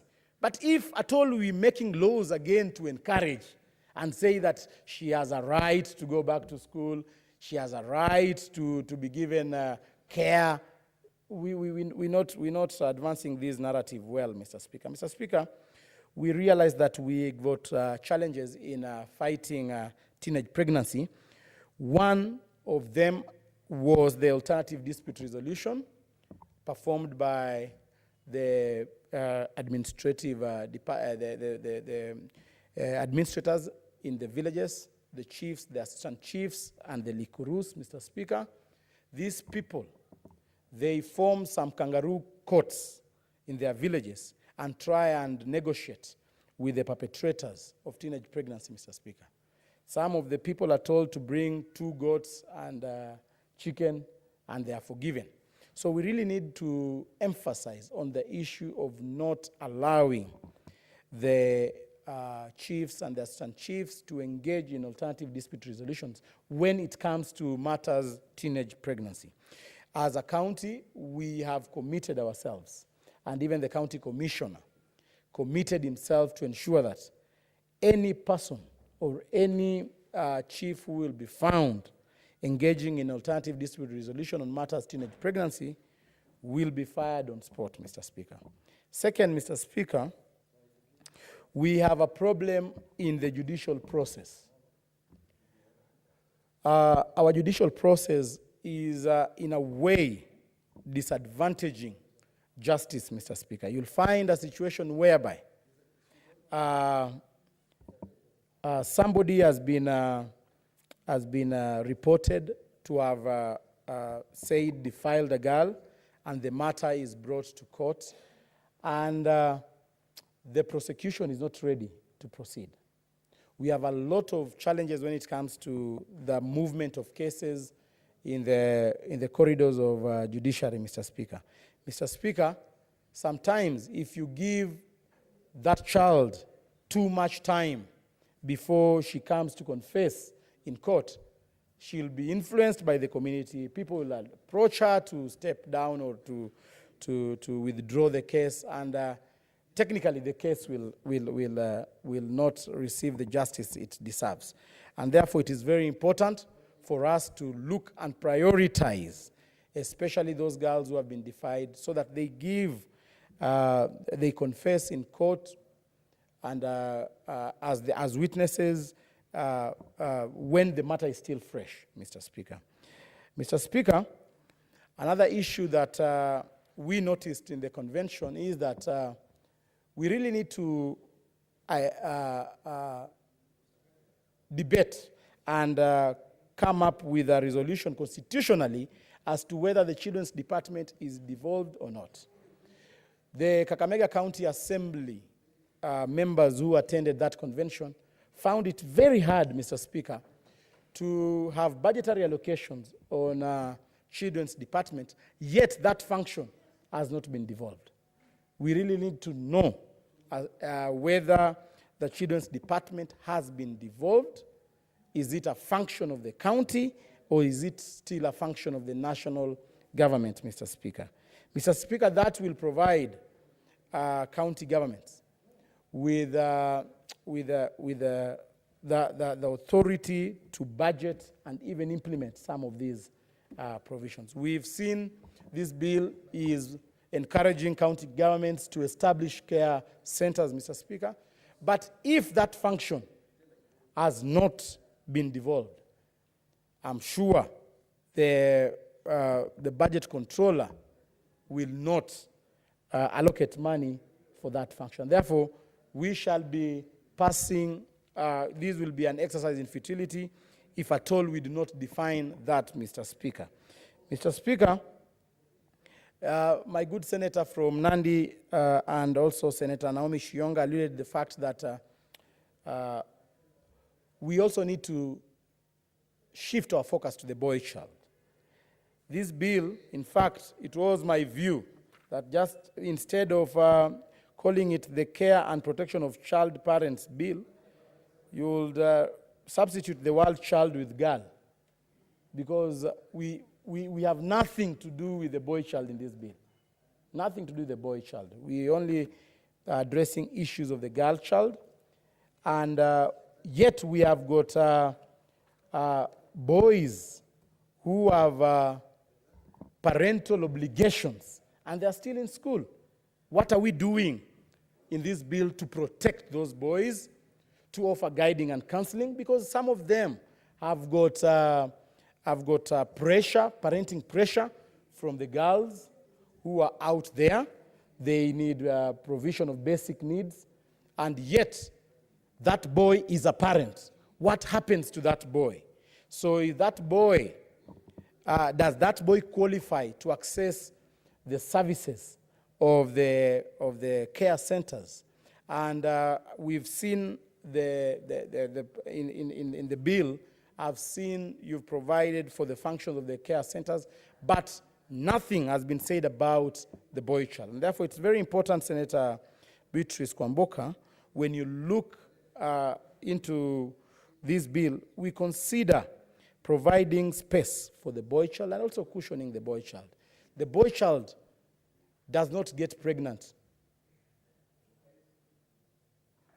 but he suffers consequences of impregnating girls at an early age, Mr. Speaker. Mr. Speaker, we have boys who contract HIV/AIDS, who contract STIs out of molestation, say by elderly women.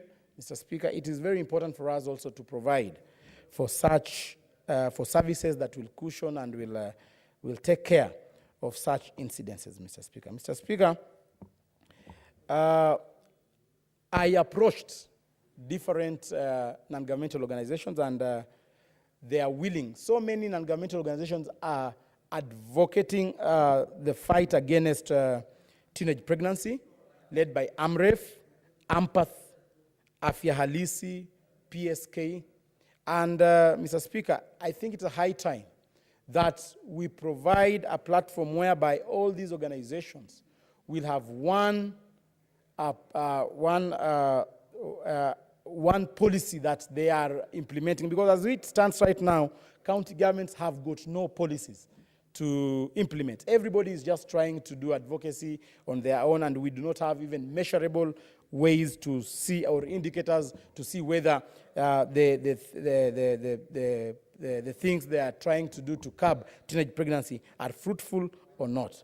Otherwise, Mr. Speaker, I want to thank Honorable Beatrice for this noble idea, Mr. Speaker, and I would like to encourage her to, when this bill goes to the third reading, to ensure that you ensure that you define well the role of the county governments as to whether they can put budgets to this course or not. And then, Mr. Speaker, we also have sections whereby I would encourage my sister Kwamboka to look into. We had a section whereby, section 37(1), the Cabinet Secretary may, in consultation with the Council, make regulations generally for the better carrying out of the provision of this Act. Notwithstanding the generalities of subsection 1, the Cabinet Secretary may make regulations setting out the standards required to be adhered to by county governments. Mr. Speaker, I think our constitution that we promulgated in 2010 is very clear as to the different roles of the national government and the county governments. I think it is not right for the Cabinet Secretary to start making regulations that affect counties. I think the spirit of the new constitution and devolution at large, Mr. Speaker, was that county governments will govern themselves. And therefore, Mr. Speaker, I think that that clause does not do justice to the objectives of devolution, Mr. Speaker. How I wish you replaced the word Cabinet Secretary to the Executive Committee member, so that every county has got unique cases. I think the causes of pregnancy in Maasai land might emanate from cultural practices, while the causes of teenage pregnancy in Kakamega might emanate from poverty. And therefore, it is very essential for us to allow county governments to look into this issue in a unique way, autonomously, so that we do not have a blanket policy trying to address this issue. Otherwise, I would like to thank Senator Beatrice for this novelty. You've done a good job, and as a leadership, we have committed ourselves to protect our girls and boys in this country so that they can have a good future, and the generations to come will be happy that we played a role to cushion them. Thank you, and I support.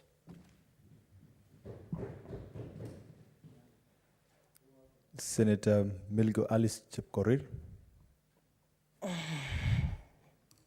Okay, thank you, Mr. Speaker, for giving me this chance to support this bill from Senator Beatrice Kwamboka, who is also the Deputy Minority Whip. I want to say this is a very important bill, particularly because it involves a population in Kenya that is more than half. I think with the just concluded census results, we did realize that females are very high. And in any case, I'm sure in that population, there are very many girls. And in this case, we are likely to encounter challenges, particularly in terms of pregnancy. I want to support this bill, Mr. Speaker, more importantly because of the fact that it affects girls when it comes to issues of access to education, issues of health while they are pregnant, and even how the little child, or rather the young baby, is supposed to be cared for. Mr. Speaker, I think our major challenge has come around, particularly, I think last year when candidates were sitting for exams, we did realize that there were very many girls that got pregnant all over in very many counties. And when the results got out, most of those girls had actually failed. And then we are not sure, nobody has followed up to establish whether they are given another chance to go back to school to ensure that they excel. Mr. Speaker, sir, 1994 and 2009, these were very important years when the Ministry of Education actually was able to recognize this particular problem and brought in place a policy to ensure that girls are taken back to school after pregnancy. And in any case, the Ministry of Education, in collaboration with the public health, was supposed to actually ensure that these girls that got pregnant are cared for, and then the public health was supposed to ascertain when such girls were ready to go back to schools.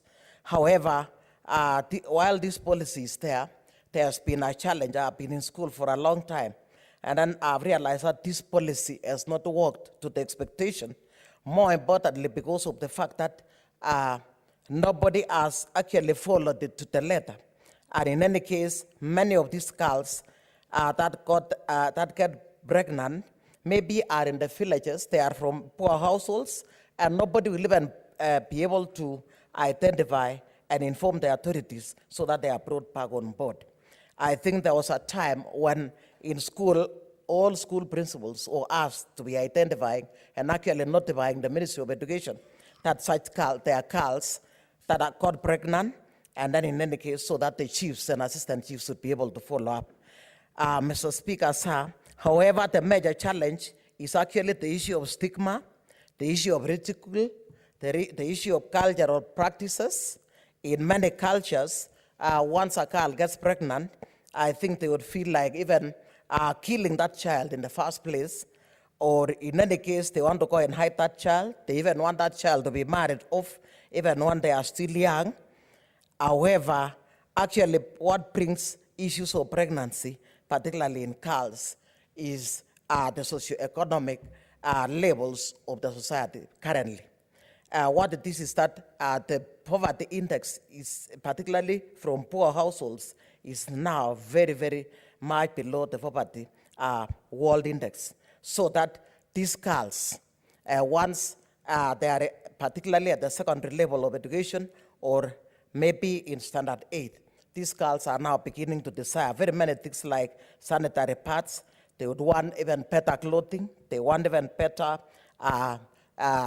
soaps. They want better perfume. And in any case, when these girls go out, they find that they can find a lot of men that can offer them money to be able to meet these particular items. Other issues that may subject these girls to pregnancies, early pregnancies in some cultures are issues of FGM. FGM in most communities will involve training these girls and even how to handle their husbands once they get married in future. That is during this FGM seclusion period. And immediately once these girls come out of this seclusion period, after FGM, they want to go and practice and find out how actually this is done. And at the course of doing so, because of ignorance and because they are still young, they find themselves expecting. In my county, for example, after that uproar, or after those many girls got pregnant last year, we decided that all churches in our county will be holding, every holiday, they'll be holding youth camps where we bring on board professionals to come and talk on sexual education. We bring on board counselors as well. And this one here has assisted the boys and girls to actually inform us what is happening. And that is how we were able to establish the fact that many parents, because of being poor, are not able to provide for the girls. We were wondering about the boys. And the boys were informed us that they can stay with very few, sometimes they don't even wash their trousers, even for over 3 days in a week, while girls would want to constantly wash their clothes, and therefore they find themselves in such problems. Mr. Speaker, I think this bill will go a long way to actually cure this problem. Looking at part 2, for example, where it's talking about care of expectant children and child parents, I think this, especially part P, which is talking about establishing in consultation with the cabinet secretary, who is responsible for relating to education, non-discriminatory enrollment back to school or other training programs. I think this one is the one that should be looked into. As I said, while this policy was put in place, I think this one still, the Ministry of Education still needs to look into this and the reason why many girls are still, in this case, not being brought on board after getting pregnant. And Mr. Speaker, it is a challenge because normally we debit the girls while we continue crediting the boys. I heard my colleague said, I think while this bill is talking about that is rights to a pregnant child, what it is that they should be jailed. And in any case, he was talking about jailing only the girl. If there was jailing, I think we should begin with jailing the boys first, because actually this being pregnant is actually, it involves two people. And as I said, while we debit the girl, we do not even want to talk about who actually made these girls pregnant. And in any case, we got to actually, I think this bill should have talked about that person who also made a girl pregnant, so that it becomes a complete pill. We know how to treat the expectant girl. How are we going to treat the boys that constantly, or rather, maybe the sugar that makes the girls pregnant all the time? I want to say, Mr. Speaker, this bill will go a long way then with amendments. I think my colleague, Senator Petris, is listening to what we are saying, that at least we should be able to say what happens to the person who made the girl pregnant. Mr. Speaker, while we have this policy, as I said, and in this case, we do realize that these girls that get pregnant as well. While we are talking about giving them a right to get pregnant, these girls that get pregnant will begin even at the age of 12. And the age of 12, these are girls that are still undergoing developmental stages, biologically, that is both physically as well as biologically. And therefore, they are still very fragile. Being fragile, I think this bill will help these girls to be able to ensure that issues of health shall be cared for. Because if we were to stress these girls, we chase them away from home. We do not even cancel them. Many of them, in this case, will be subjected to stress, and that is why some of them have ended up having this problem of fistula. And in any case, most of the cases that we are treating, while we have other mothers that normally have this fistula problem, many of them are young girls, especially those that have given birth, that is at that very tender age. And therefore, I think the public health sector should be able to look into this to ensure that these girls are cared for, so that they'll be able to deliver very well. Mr. Speaker, Part D of this Section 2 again, which talks about collaboration with the county government, which of course that is giving a right convert on the child under Article 53. I think this is very important to actually inform the counties, because these children are found in the counties, and within the county government can identify, or rather put in place mechanisms of identifying these girls right up to the villages, maybe by using even the chiefs, the assistant chiefs, or even the nyumba kumi. And then eventually, once we have identified these girls, and then we are able to ensure that they come back to school, or in this case, they are cared for until they deliver, and then they are brought back to school. I want to say, Mr. Speaker, we are talking about ensuring that these girls are brought, while we want punitive measures and being cared for, we want this girl to come back to school again. Because coming back to school is a way of empowering this particular girl. And in this case, I think in our country, every child has a right to education. And I want to say, when we educate a woman, we have educated the whole nation. Mr. Speaker, an educated woman is able to bring up better families. They are able to bring up healthy families, and healthy families leads to healthy nation as well as wealthy nations. What happens is that this empowered woman, through education, will be able to take care of the husband, they take care of the children, they make good homes, they even ensure that those the children that the pair will go to school. If you would go and conduct a research or statistics in the entire country, you'd find that educated women are more likely to have children that have been educated as well. And therefore, we are advocating to ensure that this particular girl goes back to school, so that in future they may not only live better lives, but they can get gainful employment. Mr. Speaker, sir, under part 2, number 11, which is talking about that is issues of treating the pregnant child in the institution.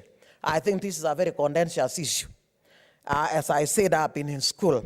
Issues of confidentiality. I know very many girls that have lost their lives after issues of confidentiality or not taken care of. They have gone back, they have committed suicide. How to being checked in school. There was this famous checking in school where the matron at the beginning of every term, come and press the calls, sometimes pressing their stomachs, sometimes asking them to produce urine, and very many of them are felt actually discouraged.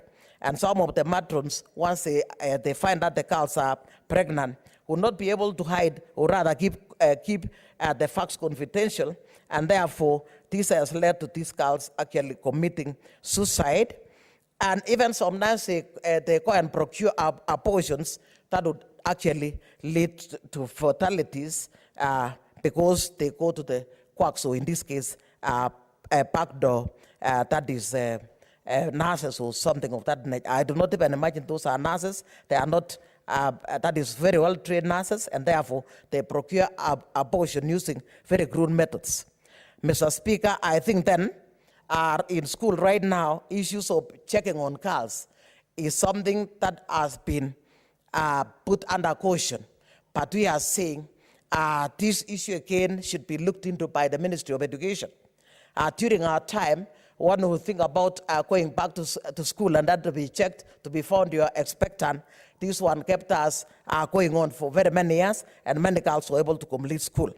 I think this one here should be allowed, but with more cautious methods, because in school right now it is an offense to go and find out whether girls are expectant. Therefore, there should be clear guidelines from the ministry, and particularly legal guidelines, so that in this case, even the person that are checking these girls are also cared for. Otherwise, I know this issue of keeping confidentiality and checking girls is a very contentious issue, but then we are also saying it is another method of actually sharing or protecting these girls from being pregnant. Part 4 of this bill, Mr. Speaker, establishing of care centers. I think this one here has been a challenge. We want this child, as said in Article 26, everybody has a right to life. However, these children, these young children, I think we should inform their parents and guardians as well, because right now we have a nightmare with child centers. I'm in the Labor Committee, and we have been treated with so many child centers that have actually brought up they are mistreating children. We were treated to cases where the children are sleeping on floors. They in this case, do not even have sufficient food. They are actually treated like very big adults, and therefore these children will finally end up being maladjusted. While we were imagining we would take them back to the society. So I would think that this one, issues of registration of these centers, there must be very stringent measures, particularly with those centers that do not provide proper standards in terms of feeding, in terms of care for these children, in terms of even ensuring that they go to school at the right time. So I think under this clause, I've seen in clause 22, and 22, 23, and 24, where we have issues of registration, licensing, and in this case, 24 is stipulating how a center can be closed. I think that one should be strengthened mostly to have very punitive measures, particularly for those centers. I think we saw a video recently of a center where children were sleeping on the floor. We have read in newspapers where children are being trafficked quietly. We are imagining children are in those care centers, but then they have already been sold quietly to other countries, or even to those people that want to use human parts to carry out their spiritual rituals. And in any case, that is why we got to really look at this article to ensure that we have very stringent measure on issues of this particular centers. Otherwise, I want to say this bill is very important. I'm sure we are still going to, we in the Labor Committee, finally, I'm sure we'll bring some a little amendment, particularly on that clause where I'm talking about checking on girls again, and that particular stringent clause, so that we punish those people that do not care for the children. Otherwise, Mr. Speaker, this is a wonderful bill, and I want once again to thank Senator Kwamboka for this wonderful bill that is brought to the House. Thank you, Mr. Speaker. With that, I support. Senator Maura Isaac.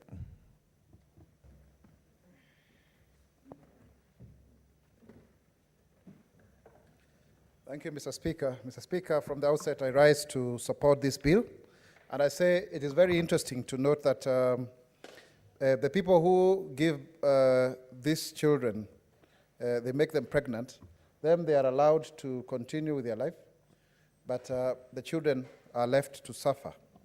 And because we've come from a culture where even certain communities encourage children who are underage to even be married, I think it is very important to ensure that a child who finds themselves in this predicament, she is not condemned. And I'm deliberately saying she because the child parent, for example, if it is a question of a small boy, or boy impregnating a girl, the boy will continue with school.